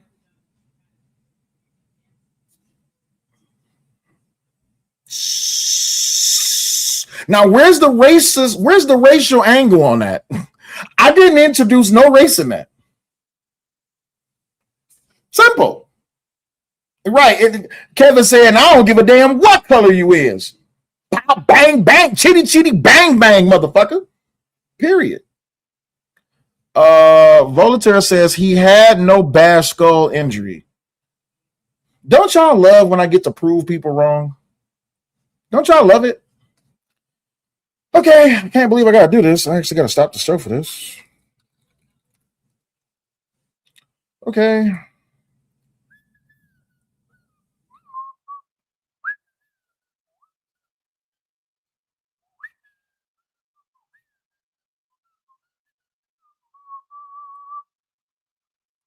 Beepity bop beep a doo da dee da boo da bow. Skip it up, skip it up, skip it up. 1 second. Pull this over. Wrong screen. God damn it, Mr. Cellulite, you fucked up. It's the wrong screen. This is the screen you need. Thank you. I'm gonna go here. I'm gonna blow this up. I'm going to switch cameras, blow this up, and then we're going to move this. We're going to maximize the screen, and then we're going to go here, and then we're going to adjust over so y'all can actually be able to see. Display capture. So to the stupid, idiotic motherfucker in the chat that said, what was his name? Voltaire? To Voltaire, who says he had no bashed skull injury, you tell me what the fuck is that in the back of his head? Please, you tell me. I would love to know what is your observation on this, right? Let me make it bigger so you can actually be able to see, right? You tell me what's going on in the back of his head. You tell me. You tell me. I don't mind you saying it. Right? Because sometimes you just have to prove things to people, right? So there's the broken nose and there's the bashed in head. He literally has a gash on the back of his head, right? Yes, that's George Zimmerman. That is the damage that Trayvon Martin did to him. T. Sizzle says, why didn't he just mind his business? I don't know why. I couldn't tell you why. What I can tell you is this. is that Trayvon Martin was beating the living shit out of George Zimmerman, and George Zimmerman used a gun to defend his life. And he got off. Anything else? Where's Voltaire? Voltaire, you're not in the chat. Where are you, buddy? Where are you? You said that it wasn't true. Voltaire, where are you, buddy? Where are you? Where are you, Voltaire? I don't see you. I don't see you in the chat anymore. All right, cool. So we can move on then, right? Okay, cool. Bet. Thank you. Thank you for participating in this social experiment. Greatly appreciate it. Let's continue. God damn it. Intended to kill Austin Metcalf. That's a great question. Karmelo Anthony should be convicted of murder. Do you think Karmelo Anthony intended to kill Austin Metcalf? That's a great question, and you'd have to ask him, but I know he intentionally plunged the knife into Austin Metcalf's chest. Great answer. You can't even argue against that. We don't know why Karmelo Anthony brought that knife to the track meet. We don't know if he intended to kill Justin Metcalf. What we do know is that he's the one that stabbed Austin Metcalf. That's what we do know. And how can we prove that? I'm not alleged. I did it. I told him not to touch me no more. Not I told them not to touch me no more. I told him not to touch me no more. There you have it, ladies and gentlemen. Case closed. What the fuck? Like, what are we doing? What? This wasn't even, I don't even see why we needed a trial, right? But anyway, let's continue. The state put on 21 witnesses, 3 days of testimony, but there were 2 people we did not hear from. He's like, make me move. Bill tells us they did not want to put Austin Metcalf's twin brother, Hunter, on the stand because it would be traumatizing. We were actually... Oh, so now we know. I always wondered this. Why didn't the prosecution call Hunter Metcalf? I really did have that question. I ain't gonna lie to y'all. I was expecting the prosecution to call Hunter Metcalf. I was also expecting the defense to call Hunter Metcalf as well. Let's listen. Metcalf's twin brother, Hunter, on the stand because it would be traumatizing. We were actually looking forward to see what Karmelo Anthony would have to say. And, unfortunately, he chose not to talk. The defense argued self-defense, no surprise to the state. Bill says the team chose their words in opening and closing arguments carefully, like provoked and senseless. If you provoke someone and then hurt them as a result of that, you don't get to claim self-defense. And they proved that in court. All of the witnesses said that Karmelo was the aggressor. Already a notice of appeal, defense attorney Mike Howard writes, "We believe there are several important issues for the appellate courts to consider. An appeal is the next part of the legal process and a right afforded every American." We asked the state their reasoning for dismissing the 3 potential jurors who identified as African American. Bill says he can't talk about it, but also says, we don't strike people for no reason. We're not guilty of murder. Hey, that's the answer he gave. You can either like it, love it, or hate it. Nope. You can like it, love it, or hate it. Hate it, however you want to do it. there are murder trials that happen every day in this courthouse, but none are like this one. The narratives, the noise, all rendered secondary by a decision from a jury of 12. It's a lengthy prison sentence, and I think Collin County is safer and stronger because we work the process. In Collin County, I'm Jobin Paniker. And that's the end of that story. Now, I do have another video queued up. I didn't know that Umar Johnson gave a take. I didn't know that. Someone in the chat just said, "Did you see what Umar Johnson said?" I didn't see what Umar Johnson said. So I'm kind of scared to see what he said, because I know Umar Johnson is a natural racist. I'm kind of scared to see what he said, but also I can't stand Umar Johnson. Silver Sports says black culture is so destructive and toxic. So let me clear that up really quick. There's a certain sector of black culture that is destructive and toxic. Not all black people are destructive and toxic, right? You have a certain sector of black culture called niggas, or as we call them, ninjas. With niggas, or with ninjas rather, they're the ones that's ridiculously just off the motherfucking rails. They're not just racist to white people, they're also racist to black people, right? And in this certain sector of niggas, causing the most trouble, being involved in the most crime, having a long rap sheet, just everything degenerative and negative that you can think about, that's what they glorify in that sector of the black community. The biggest problem is that you have black people who defend niggas. That's another problem, right? So I would say that we're talking majorly about a minor problem within the black community, but that minor problem within the black community causes a lot of fucking troubles. And you have black people who have family members or associates or friends or business partners that they still dibble and dabble within the nigga sector of the black community. And what they do is that they the ones that step. So you have black people who defend the niggas against the other black folk, right? Yes, Chris Rock did indeed get it right. Black Smurf says you don't understand the word minor problem. Absolutely, I do. I really do. So you have all of black community. You have the minor part of the community, which is the niggas that's causing the most trouble. And then you have the blacks who defend the niggas. And then you just got the blacks who's just ashamed or rather embarrassed to share the same color with these motherfuckers. I'm not a person who defend nigga shit.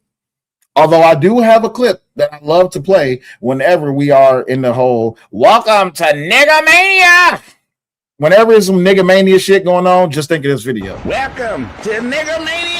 We've been waiting on these epic battles all year long. Macho Man Ricky Savage versus Hope Easy. Nigga Mania. And in a table letters and real quick, so as a Black Smurf says, so 80% of the community is minor. Got it. No, listen to what I'm saying. The majority of the black community is black. The minor section of the minor section of the black community is niggas. The problem is that you have black people who defend nigga shit, right? And then you have the rest of the people who don't play around, and the black people who defend nigga shit or just nigga shit. You have black people just like, man, fuck that shit. I'm not that. I'm American. Typically, we call them conservatives, right?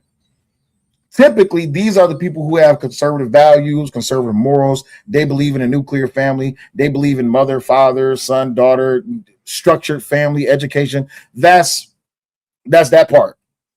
But then you got niggas who's just 100% Democrat. And then you got black. The best way to look at this, like in politics, you got the niggas, that's the Democrats. You got the blacks, that's conservatives. And then you got the blacks, that's the independents. That's the best way I can explain it. That's the best way I can explain it. So let's listen in.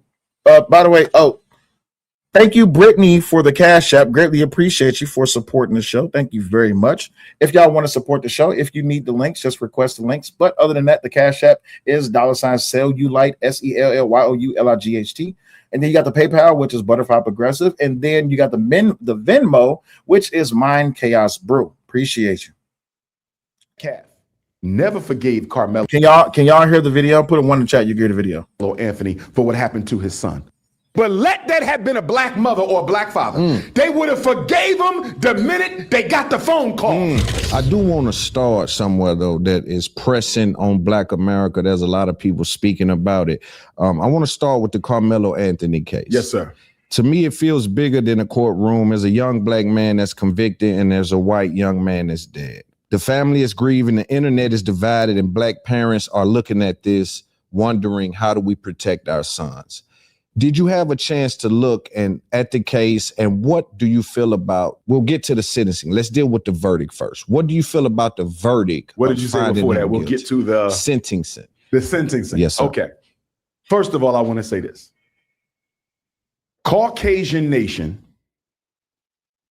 the good white folks of America, are so disingenuous.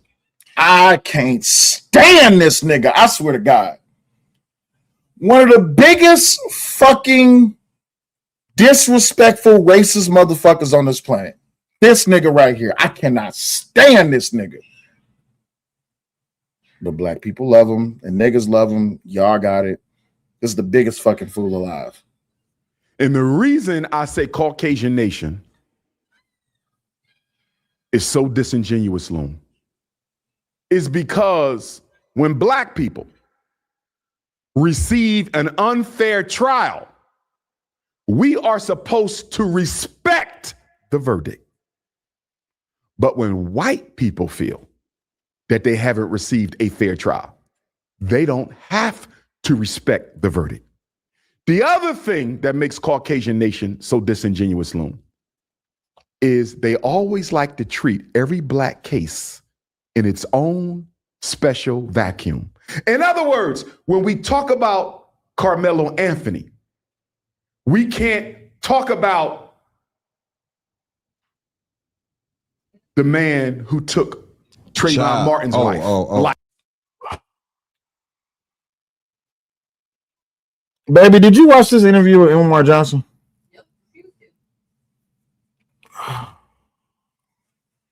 I'm getting a headache already.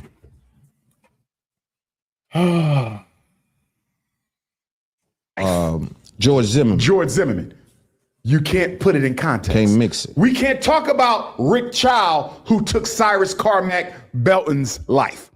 We can't talk about Kyle Rittenhouse getting off, Rick Child getting off. Daniel Penny choked a man out in a New York subway and got off on standing his ground, and the man never touched him. The reason white society, Caucasian nation, doesn't like black people to discuss our legal lynchings in context, because if you put it in context, Loon, you cannot come to any other decision that there are two standards of justice in this country. One black, one white, and it's been that way for 407 years. Now, with that being said, we have to understand that to be black in America is a crime in and of itself. In fact, the original crime of America is to be black. The original crime. The original crime. The original The sin, first crime. The first crime was to be black. Because remember, Loon, we were never supposed to be citizens. We were never supposed to be free. We were never supposed to be here after slavery ended. So every time a white person sees you, your existence itself is a crime against white humanity. Can somebody tell me what the fuck he talking about? I don't.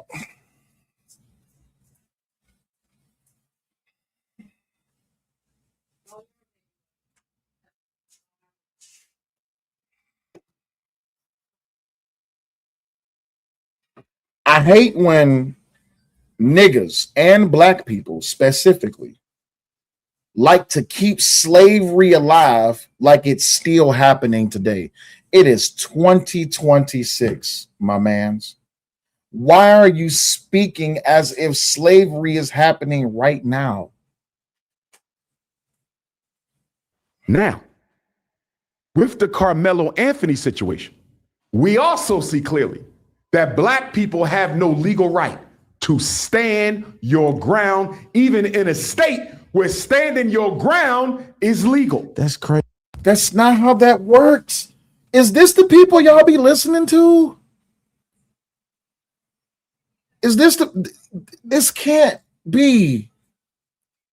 Sir, if you want to blame anybody for slavery, go to Africa, go to Portugal, go to the Spanish, go to Europe, blame them niggas for going to West Africa, East Africa, wherever it is that they picked them up from. Go blame them. What do you fuck? Crazy to me. And so for me, that affects my understanding, because I'm having trouble comprehending how, okay, I'm sitting down, he's standing up. Before we get into the details of the case, though, do you think he got a fair trial, Karmelo Anthony? He could not get a fair trial. It was impossible. It was impossible. He's in Collin County, Texas. Black people are 10%. If that, how is he going to get a fair trial? Loon, if the trial was going to even attempt to be fair, why would there be no black jurors? Because they could not be impartial. I hope y'all are watching this. This is what I mean by people who always make shit about race. The black people who came up to be jurors, they admitted they could not be impartial. So if you can't be impartial, you can't be on a jury. You're not doing any good to the trial. You're not being fair to the defense or the defendant, and you're not being fair to the prosecution. That's the whole point of being impartial. Impartial meaning that you can judge this case fairly. Not, oh, I don't want to send him to jail because I don't want to be responsible for sending him to jail potentially just because he's black. That's unfair to me. So racism. Or, oh, I don't want to be a white person that sends him to jail, and then someone finds out that I'm white, and now this young black man is in jail, and now they know that I did it, so now I'm a racist. I don't want to be seen as a racist.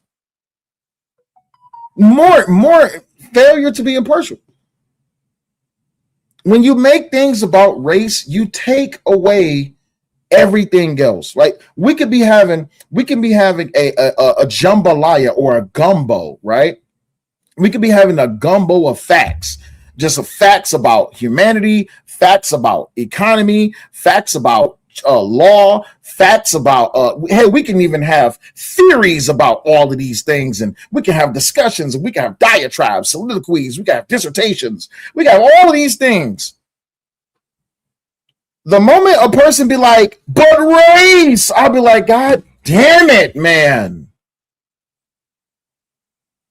Race does not outweigh or outvalue anything else. Would I not tell the truth and say that race should not be a part of the conversation? Maybe, but not this one.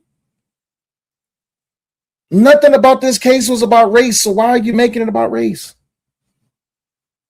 For the trial to even, the Constitution says you're supposed to be tried by a jury of who? Your peers. Your peers. Yes. They had a jury of all whites. God, niggas is ignorant, bruh. Jury of your peers does not mean race. Jury of your peers is people who you live around. So, social experiment time. I'm from Detroit, Michigan. If you haven't already been able to tell, I got Detroit on all my hats.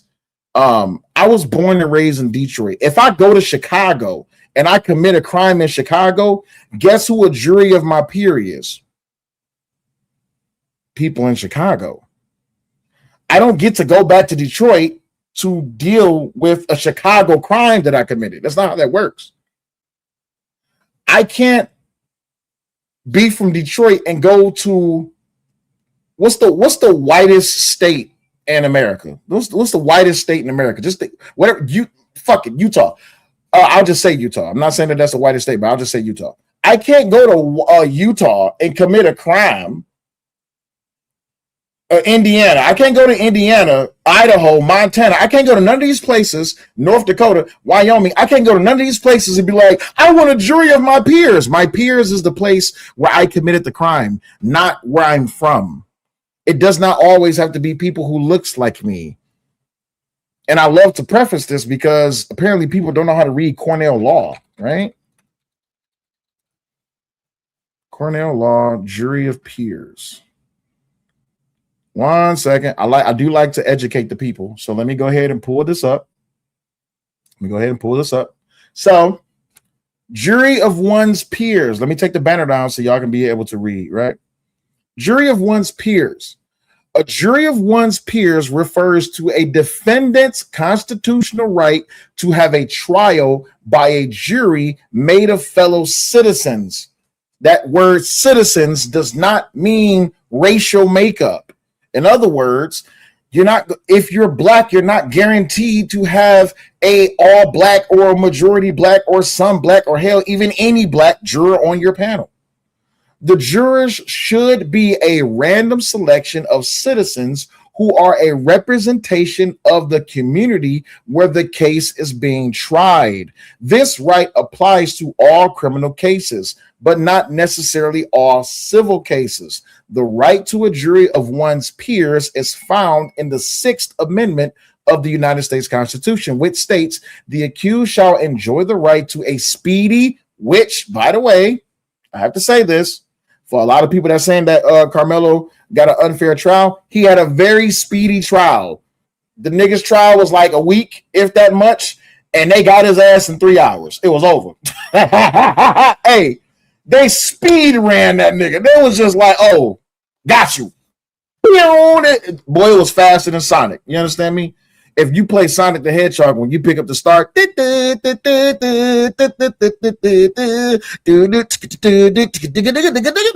was his trial was faster than a goddamn Sonic 2 Stage 1 Emerald Hill Zone 1 fucking speed run. That's how fast his trial was, okay? So, getting back to it really quick. The accused shall enjoy the right to a speedy and public trial by an impartial jury. The impartial jury provision is intended to ensure that a jury's verdict is not tainted by biases that jurors may harbor before being presented with the evidence of the particular case. Jury of one's peers stems from the expression judgment of his peers in the Magna Carta, which required that nobles accused of crimes would be judged by members of nobility rather than a king. Now, let me break that down for you. The best way I can explain it is this. In the Magna Carta, right, the way it used to be, I'm from Detroit, Michigan. Let's say I committed a crime in Detroit, Michigan. I wouldn't have a jury of my peers. I would only have a jury of the highest elite of people, nobility. Let's say I'm from Detroit, Michigan, and I go to West Bubblefuck, Arizona. I wouldn't have a jury of my peers from people from Arizona. I would have a jury of nobility. It was a select group of people who judged people. That way the king didn't have to do it. Now I'm asking everybody in the chat this question. Would you rather have an impartial jury, which is a jury of your peers, or would you rather have a very select group of 12 people? Let's just call these 12 people the 12 families. Would you rather have the 12 families judge everybody's case? I'm asking everybody that in the chat. Would you rather have that? Because if you have that, I want you to think about all the cases that is generated throughout a year, right? And these 12 these elitist people are they're the only ones that judge everybody's cases, right? You got to pick and choose. You can't have it both ways, right? So let's continue. So that is what jury of peers is, right? Just so y'all have a better understanding how this works. So when people go around saying he didn't have no black people in his jury, well, thank God he didn't, that we not following the Magna Carta, because then you would only have these 12 elitist people. Come on, man. Let's continue. Every man was Caucasian. 3 by a jury of who? Your peers. They had a jury of all whites. Every man was Caucasian. 3 Asians, 1 Arab. Now, I want to say this to Black America Loom. Multiculturalism died with Karmelo Anthony's conviction. What? No, the fuck it didn't. What is he talking about? No, it didn't. No, what happened was the dream was shattered because what niggas wanted a permission slip and a hall pass to go out and kill white people. That's what they wanted. They wanted fuck around and find out to become a legal standard. That's not what happened, sir. Multiculturalism died with Karmelo Anthony's conviction. And the reason I say multiculturalism died with Karmelo Anthony's conviction is because if non-white people of color gave a damn about us, Karmelo wouldn't be in jail. Then you would, okay. And I'm glad that he said that. So what you're saying is that if 9 non-white people really cared about us, then we would say fuck Austin Metcalf's family. I want y'all to know how dangerous this is. And this is why this is dangerous. If you're going to say fuck the grieving family, pay attention. If you're going to say fuck the grieving family, and that grieving family is white, what happens when that family is black? That means fuck the grieving black family too, right? This is the stupidity we have to deal with. These are the people who get promoted, popularized, and glorified. This is naturally dumb as shit. Exactly. Hayabusa said what he just said was the most idiotic thing I ever heard. It's the dumbest shit ever. Asians don't care about you. Arabs don't care about you. Latinos don't care about you. If they did, Loon, why is there no difference in the outcomes when they are asked to weigh in on the guilt or innocence of African people? All non-blacks in America are white as far as consciousness and opinion goes. But I think it's always been a one-way street. I think black people has been so given with their love and understanding and their invites, and we receive very little in return for that. And why do we still give it? I don't know. I think we think it's a problem. That's because y'all keep voting for it. Now, I understand the conversation that they're having right now. Why do we keep fighting for this thing if we're not getting nothing in return? Your greatest opportunity to get something in return was Barack Obama. And what did he do for black people? Not a goddamn thing. Barack Obama said, fuck y'all. What did Barack Obama do? This motherfucker brought in the Rainbow Coalition and the Brigade of Gay Frogs. He legalized gay marriage. He said, fuck y'all. He gave money to Iran. He said, fuck y'all. Barack Obama didn't do shit for black people other than stand on the stage in front of a sea of black people as they cried and have bubbles coming out their nose. Oh, and by the way, Michelle Obama's a man. Just in case y'all didn't know. Michelle Obama's a man. Barack Obama didn't do shit for y'all. Not in his first term or his second. He didn't do shit. One thing I do know is this, though. I know that as much angst as y'all got against Trump about these illegals, maybe you need to go back and watch what Obama said about illegals. Maybe y'all must have forgot. Obama said, fuck these illegals. If you've been in this country, you got to go. If you in this country, you got to go. If you're not American, you got to go. That was the Democratic stance. Trump is more of a damn Democrat than he ever could have been a fucking a goddamn conservative. Did y'all forget? Y'all forgot what? Oh man, hold on. Time out. Did y'all forget when Obama made that long ass unnecessary walk to the podium and he made that speech about illegals in America? Did y'all forget that? Shit. Obama was like, I ain't fucking around with y'all. I'm about to start putting y'all niggas in cages. Oh, y'all forgot about the cages? With the motherfucking foil blankets? Y'all forgot about that shit? Oh, Obama was a beast when it came to immigration. I'm sorry, illegal immigration. Obama, he was that bitch. You understand me? That motherfucker came through with that quota host. You understand me? He was giving niggas dimes and bad times. Oh, y'all, the whole separating of the kids at the border, that was Obama. That was him. Y'all must have forgot. Y'all never seen the pictures of the goddamn the motherfucking gates, nigga? Now my sister's calling me. Oh yeah, Obama was a beast. How do I know? Because guess what? I served up under the motherfucker. I enlisted into the military in 2009, fresh out of high school. Being in Obama's army was a bitch, my nigga. I'm just being honest with you. You understand me? Them orders we was getting was a motherfucker. God damn. It can't be that important. Anyway, let me get back to it.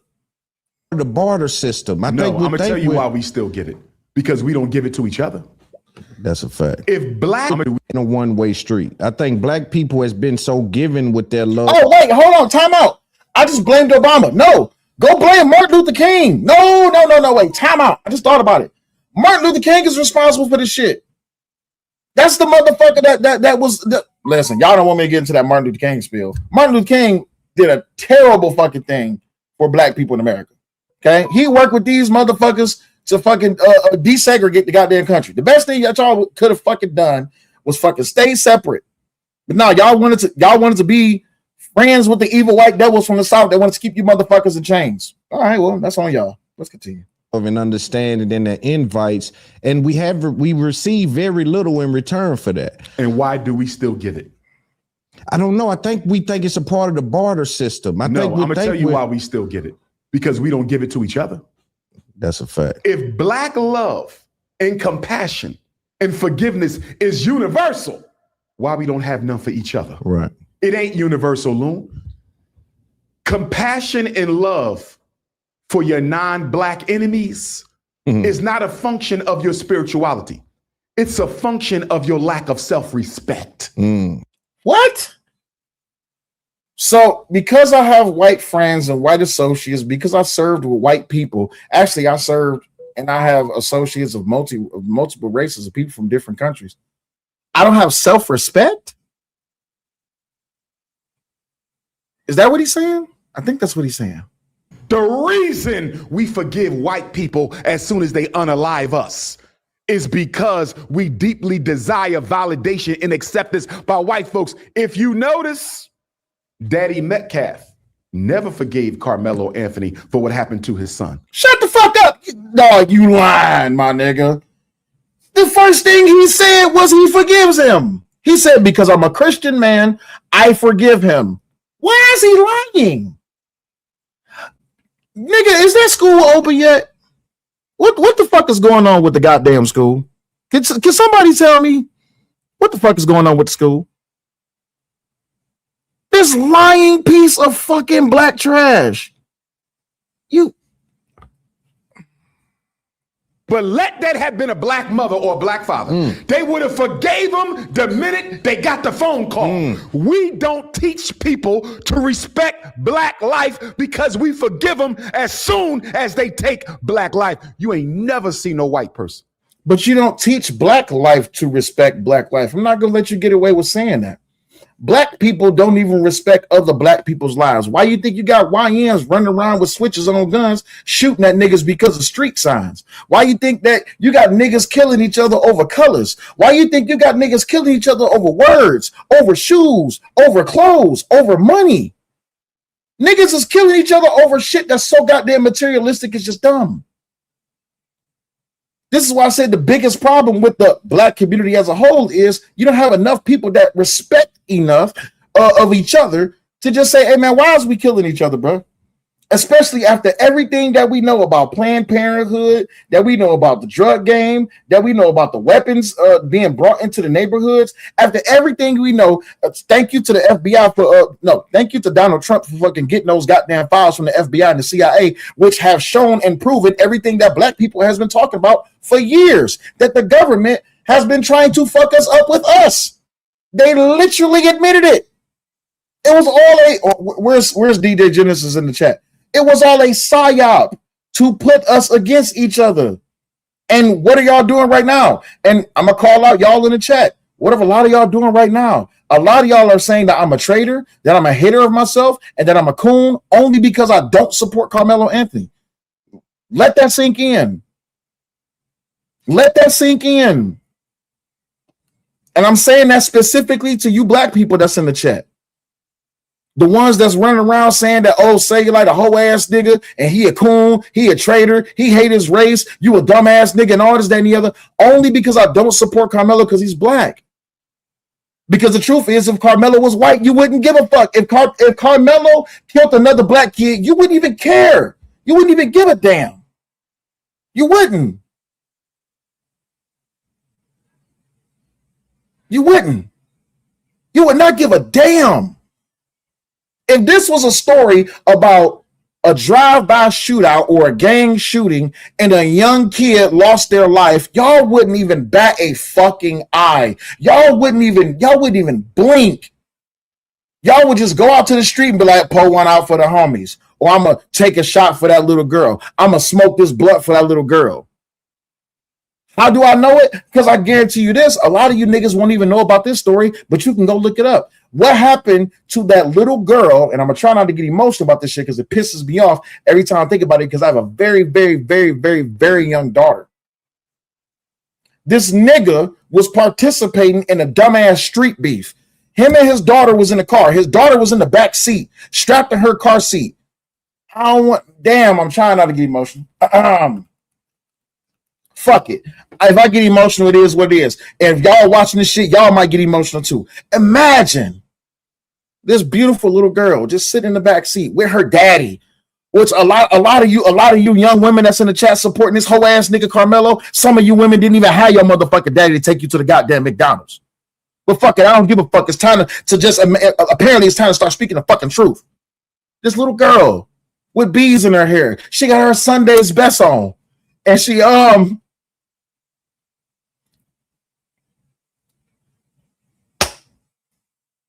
in the car and she got her little baby doll shoes on, okay? And she got her school book bag sitting right next to her. She's in the car with her daddy. I'm going with my daddy to McDonald's. I'm going to get a Happy Meal at McDonald's. Having fun with her daddy in Chicago. Her daddy pull up to the damn microphone to place the order. My daddy about to give me a Happy Meal. A meal about it. This little girl who's in the car with her daddy, who is sprayed the fuck up with bullets because some niggas is mad at this nigga because of what he did to one of their dead homies.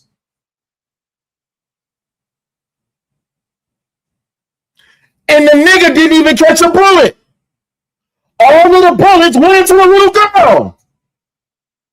Every fucking bullet went into the girl.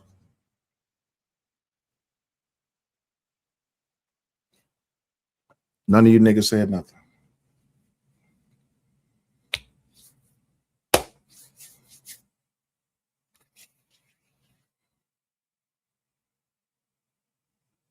This little girl was in the car with her daddy going to McDonald's just to get a fucking cheeseburger Happy Meal. And she gets so many goddamn bullets in her, I'm surprised she even had DNA left. But Black Lives Matter, right? I give you another story, and this is a personal story for me. Some of y'all probably even heard about it. Y'all know about that story that happened in Detroit a little while ago about the mother with the two kids that froze to death in the car? Some of y'all who's been to my channel for quite some time, y'all know this story. So for a lot of y'all that's new, y'all don't know this story. That little boy and that little girl, that was my niece and nephew.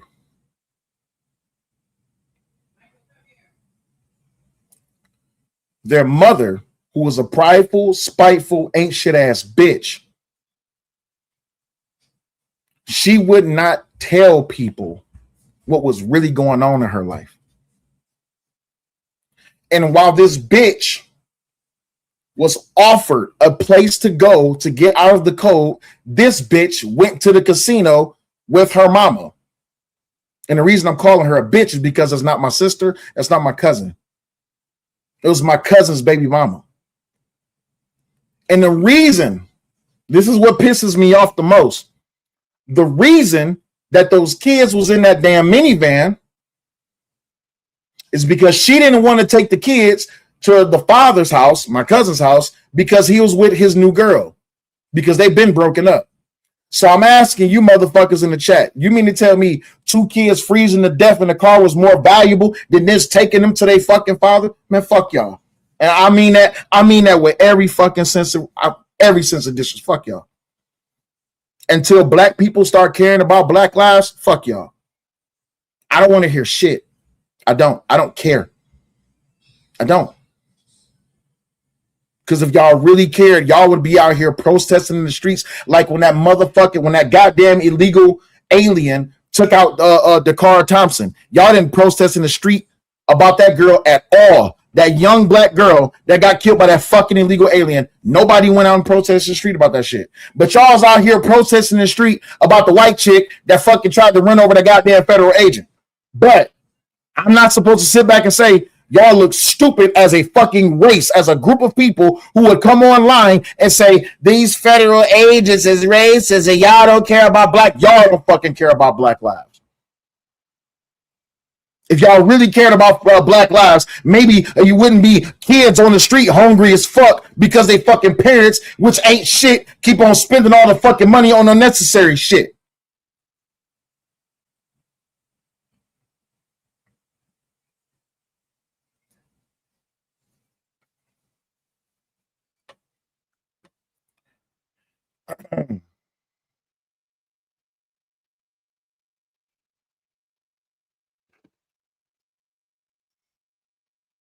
Forgive no black person.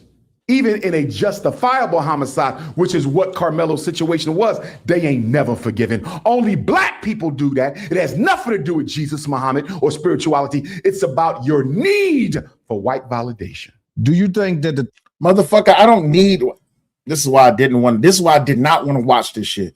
I don't fucking need white validation. I don't need black validation. I don't need fucking government validation. I don't need presidential. I'm a fucking human being. As a grown fucking man, there's something that I understand, just like other grown men, that this is a thankless fucking job. Being a husband, being a father, being a man, period, is a thankless fucking job. And I'm not saying thankless like people don't actually care or give thanks to you for what you do. No, I just understand that, guess what? At the end of the day, I care about those who actually fall up under the umbrella of what it is that I'm doing. My wife and my children are very grateful to every fucking thing I do. I have a community of people who are very grateful for the fucking truth that I speak, because I'm not out here painting myself as a fucking victim. But guess what? The secret to life, shout out to Yellowstone, shout out to John Dutton, and shout out to my nigga Rip. The secret is to this. The secret to life, being a man, never think you deserve it. I don't deserve nothing that I have. I don't deserve to have a beautiful black wife. I don't deserve to have beautiful children. I don't deserve to have my mother. Well, I don't have my father no more because my father died in January. But I didn't deserve to walk on this earth for all these years and get wisdom from my father. I didn't deserve that, but I got it and I'm thankful for it. I didn't deserve none of this shit. I didn't deserve to enlist into the United States motherfucking army and lose people who I fucking went to basic training. I didn't deserve to come back home. I didn't deserve to be alive when some of the guys I served in units with blew their own fucking brains out because these niggas had so much goddamn PTSD. Every time they heard a click or a boom, they fucking went back to the sand. I didn't deserve this shit, but I'm thankful for everything that I got. And if you think I'm down with Karmelo just because Karmelo was black, fuck you. That's not how I move. That's not the way I was raised. You can't woo me to serve a bad cause if that bad cause is cannibalistic to itself. One of the greatest men I ever knew in my life was my grandfather, and my grandfather said, if you cannot have basic human decency, what the fuck do you have? Basic human decency is everyone deserves a chance at life. Everyone deserves the chance to have a pursuit of happiness. Everyone deserves a chance. But when people give up that chance, then you have to cast them out.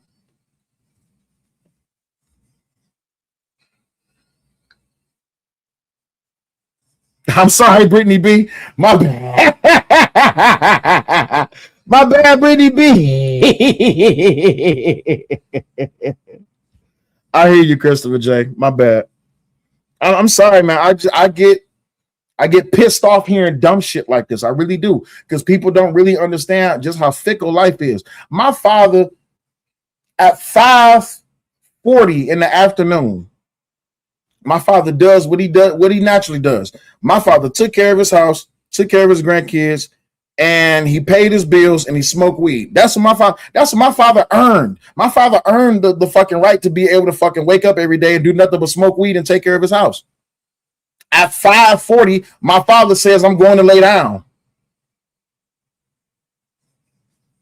According to what the medical examiner said, according to what the coroner said, my father had a heart attack maybe an hour after he laid down in his sleep. My father passed.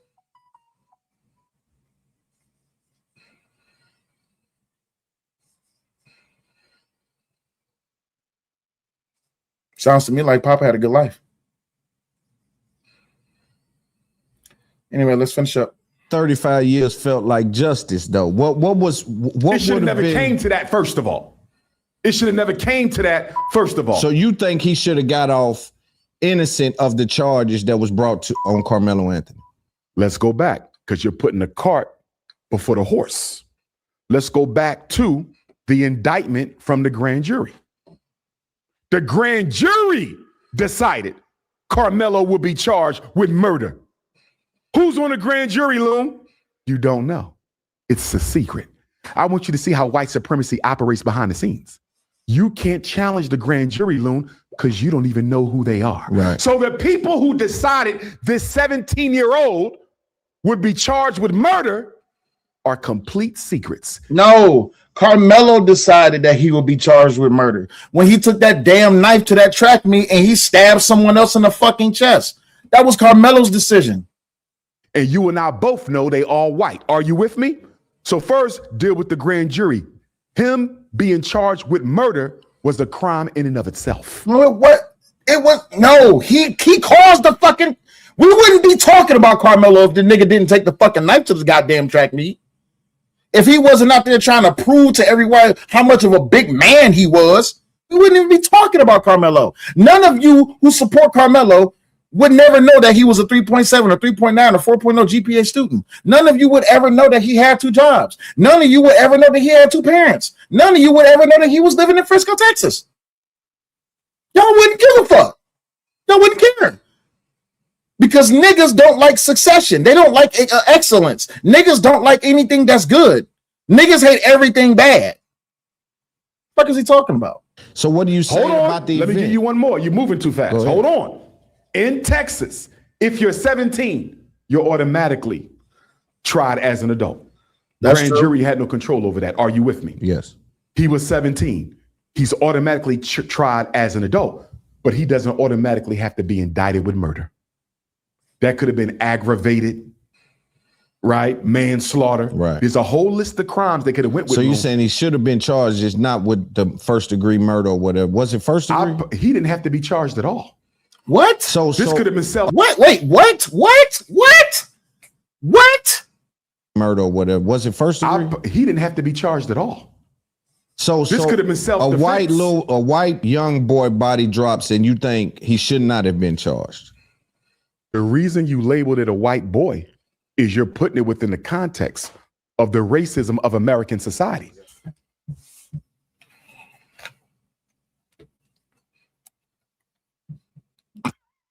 Oh my God.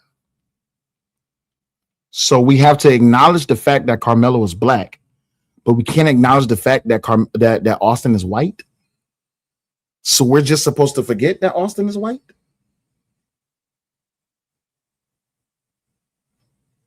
Okay. I like this social experiment. Let's do this. Let's all acknowledge that Karmelo Anthony is black. That's one. 2, let's remove the race of Austin Metcalf. So now Austin Metcalf is just a body. He doesn't have a color. He's not white. He's just a body. He's just flesh and bone with no skin color. Cool. Number 2. Number 3. Did Karmelo Anthony, a black boy, kill the body?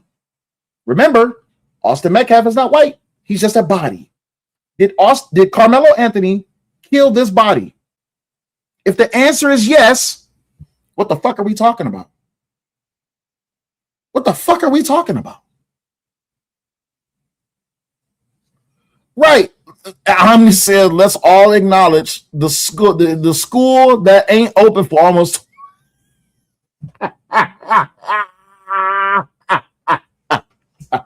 Nidus, what's going on? He says, no, make Austin black.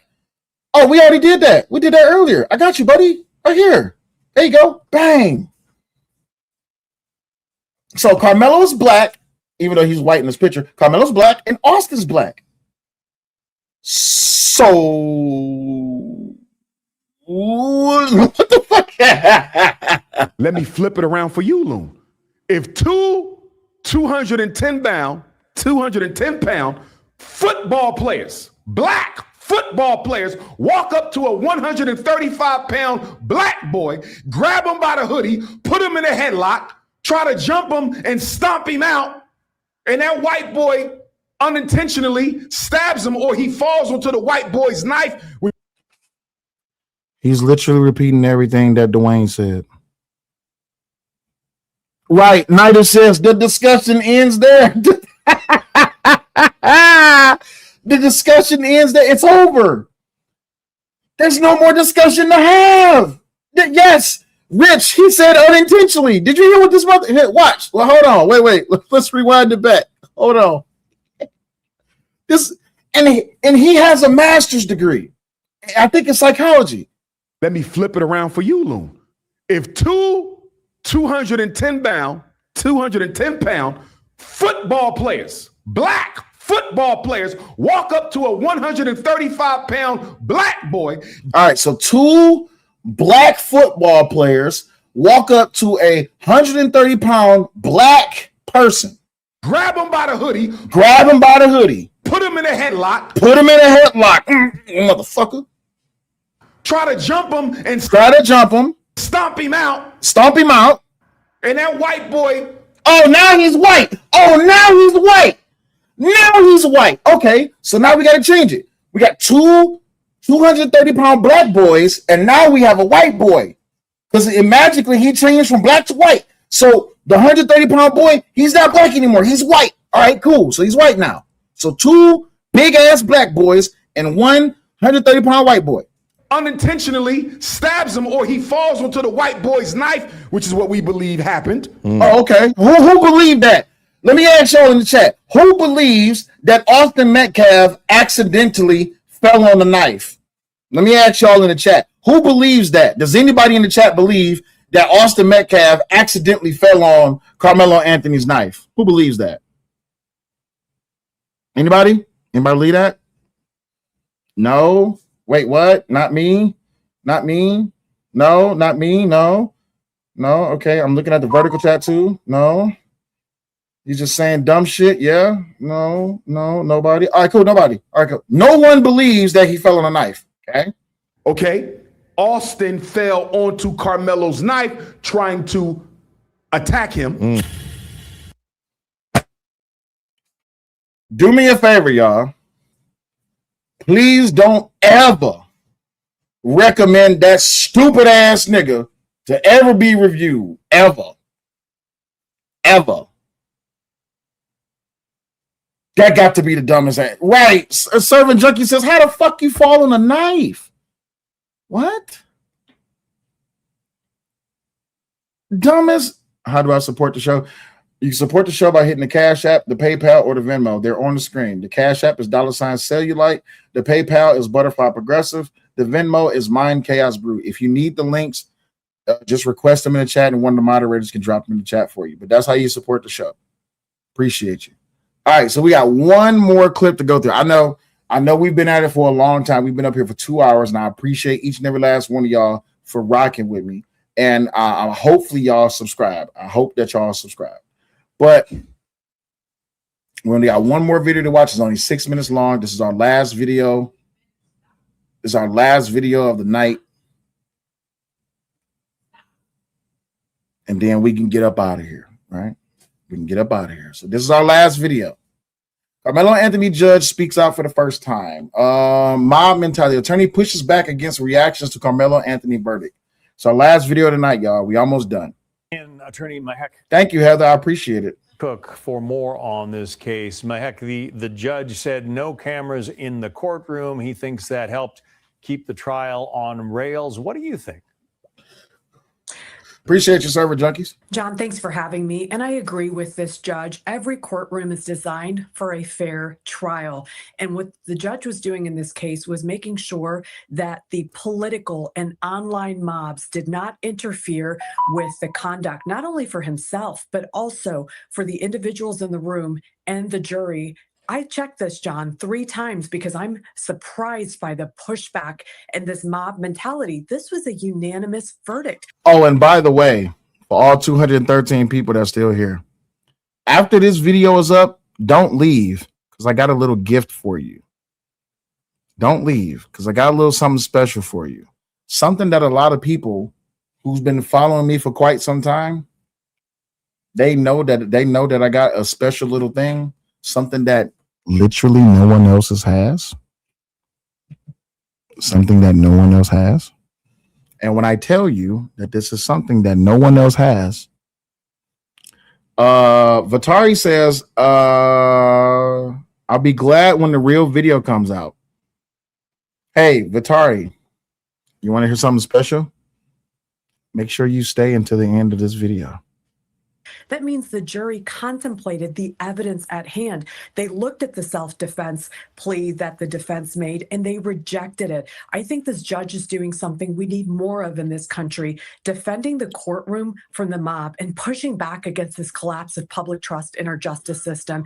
And here the defense has every opportunity to appeal, but we have to push back on this mentality of racial injustice and all the other things, the AI images that are happening in the online forum, because it's just not accurate. You're seeing 12 jurors that made a decision, and that's what the rule of law demands. Well, you mentioned AI images, and I wonder if cameras in the courtroom could have dispelled some of that. Here's what the judge had to say. He said, some news outlets were posting photos saying they were from inside the courtroom. It wasn't my courtroom. It wasn't the witness. It wasn't their testimony. And that's tragic because, again, that just breeds the narrative that these people want to cultivate in our community to drive a wedge between us. Obviously, people were putting fake photos out there, AI images, but if you had had cameras in the courtroom, maybe that wouldn't have happened. Well, I got to tell you something, John. We see every single day the truth and what's happening on a large scale. When President Trump speaks, that's to camera, that's to the American people. And yet we have AI images and distortion from the truth. This is called media manipulation. And this younger generation and this mainstream media that really don't want the truth out there. So whether there were cameras or not, we were going to be fighting this mob mentality.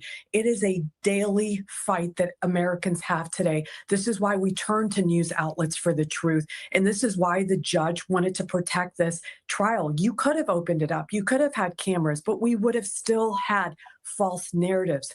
The left and this mob is so good at this. We've seen this in so many other cases. I respect this judge's opinion and decision because this was a fair trial at the end of the day. Yeah, here's one of the advantages of not having cameras in the courtroom. The judge says, I think social media got it wrong. Young people rely on social media more than I certainly do. That sure impacted me to make sure that they did not change their testimony, that they were willing to come in and tell the truth without fear of being doxxed or swatted. So, you know, if some of these young witnesses had been available on camera feeds for, you know, people to watch at home, could have been a problem for them. John, you're right. Look at all the young witnesses that were actually present at this event. And if we had family members there that were photographed, young individuals that were even coming in support of the prosecution or defense, suddenly they become targets.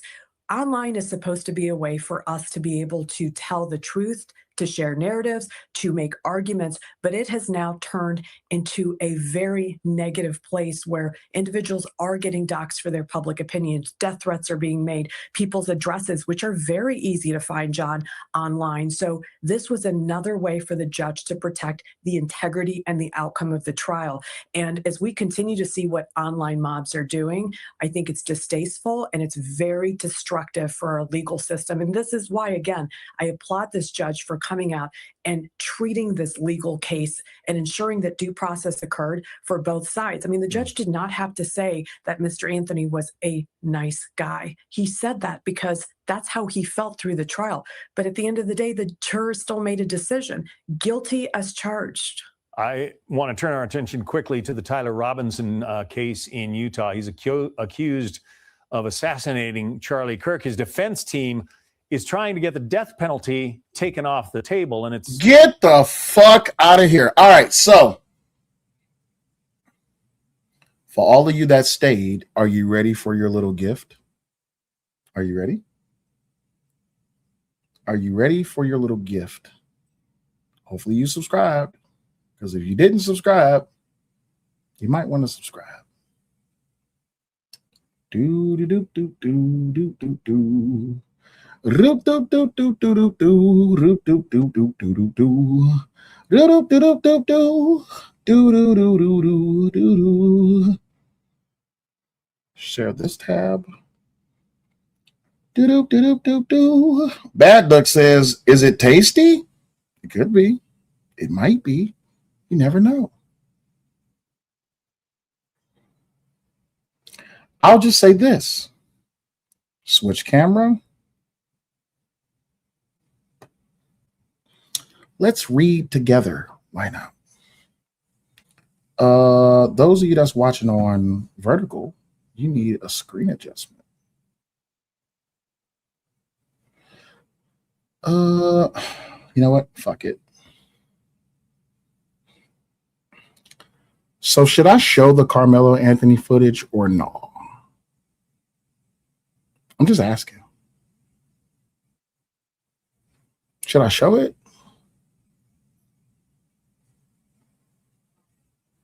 I mean, should I show it? I don't know if I should show it. But and I have quite a few people saying, "Oh, you don't have the footage. You don't have the footage. You don't have it. You don't have the footage. You don't have it."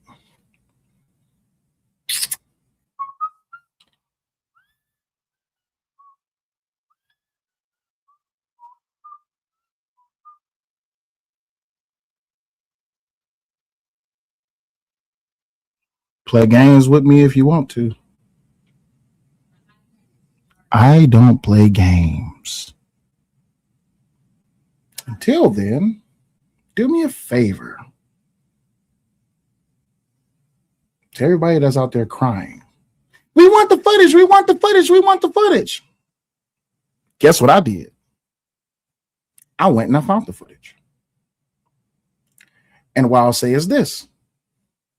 Although I am not willing to break the law or go to jail,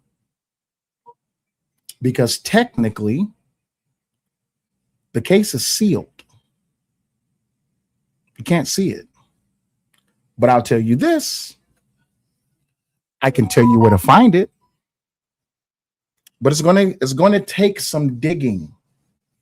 It's going to take some digging to see this footage. I'm going to put you on the right path. Okay. The right path is this, and I see a lot of people I was left up out of here, so I'll take this banner down.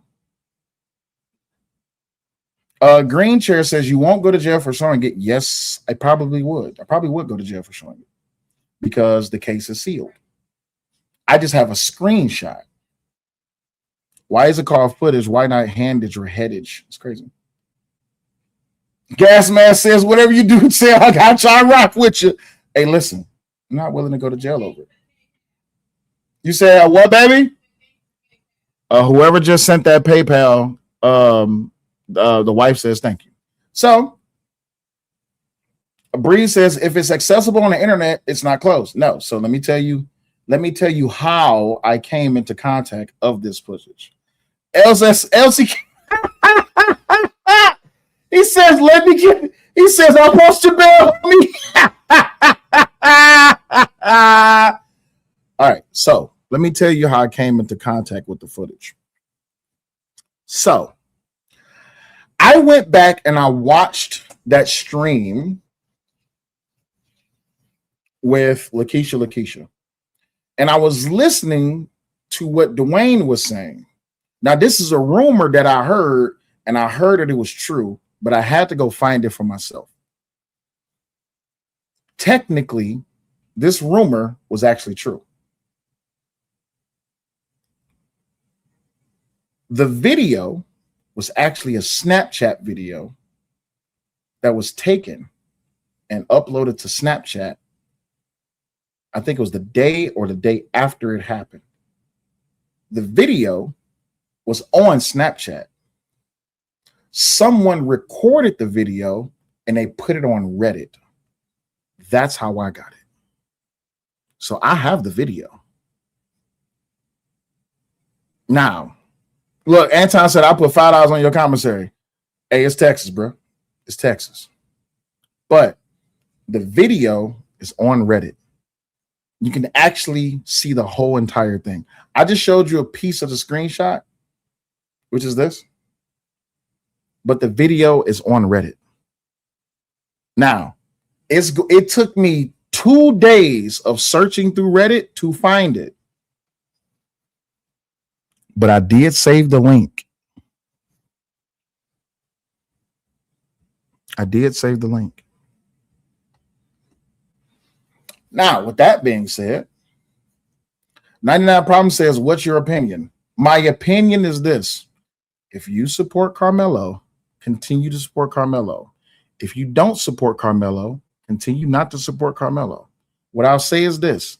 If that video ever comes out, do with it what you will. I saw the video and I showed it to my wife. My wife was like, oh, God, you actually found the video? I said, yeah, I got the video. I actually have it saved in my phone. And I uploaded it to my cloud.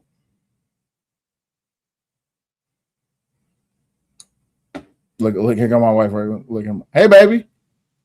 And you better not. I know you better don't. I'm not going to show the video. I know you better don't. No, I'm not going to show the video.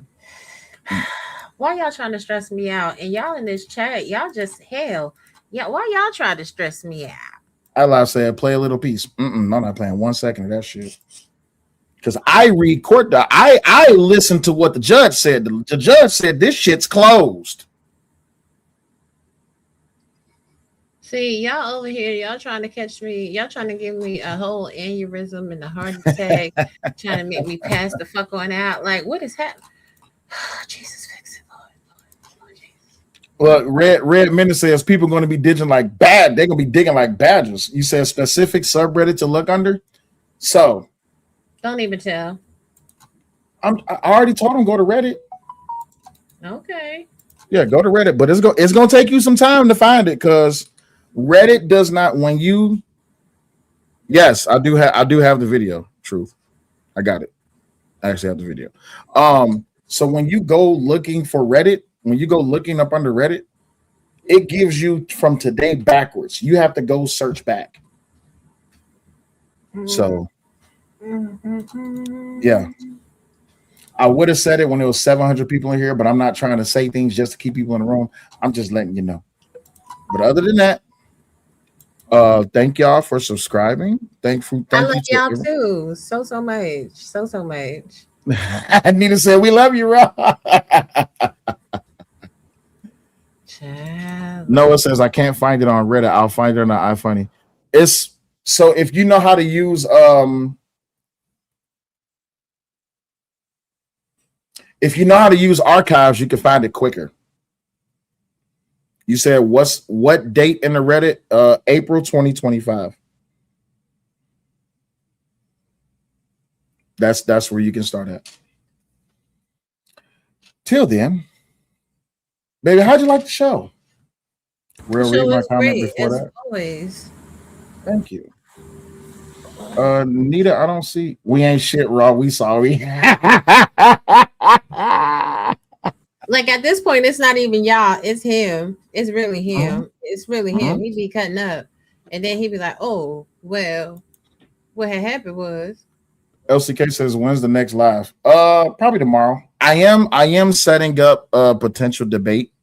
I am setting up a potential. I'm not gonna call it a debate. I'm setting up a conversation But y'all are more than welcome to make sure y'all subscribe and make sure y'all be here for the content. It's just, now, if I see that order is lifted by the judge and that it becomes unsealed, I will be the first nigga to go live, and I promise you, I'm gonna hit play. I'm not even it ain't gonna be no intro, it ain't gonna be no song and dance. It's just gonna be play. I'm gonna just go live and I'm gonna just play the video. Fuck it. Is DC Slim going to be there? Fuck no. Hell fucking no. DC Slim is not allowed back on the Cellular Podcast platform. No, he's not allowed back here. Redmond says debate GOAT. He's an asshole. I wouldn't debate him because he's an asshole. I would debate him intellectually, but not just because he's not. Because I'm an asshole. Can't help it. Here's what it is. But be an asshole than a whole ass. Hey, how'd you feel about the show, baby? How'd you like it? It was good. It was good. See, and I promised you I wasn't gonna play the video. I promised you I wasn't gonna play the video because it was gonna be a divorce. You was gonna divorce me if I played the video? I was, because you was gonna go to jail, and I don't do convicts. Like, I'll let you out. Oh, Jesus Christ. You look terrible. I need a good exit song. What's a good exit song? Oh, put the song that I did earlier today. Oh, put in the thingamajig. Put on the thingamajig. Put it on the thingamajig and the hoosie whatsy. Yeah, the thingamajig and the hoosie whatsies. And the whatchamacallit? Oh, I gotta apologize to Brittany B because I said Michelle Obama was a man and she said I crossed the line. You did. I was back here like, ooh, don't say that. Ooh. I was saying it as a joke. Mm-mm. Would she be mad? Say like that. Would she be mad if I called her right now on live? Yes, she would. Don't do it. It's the emails. What about the emails? Put the damn song in there so we can get these people. It's in there already.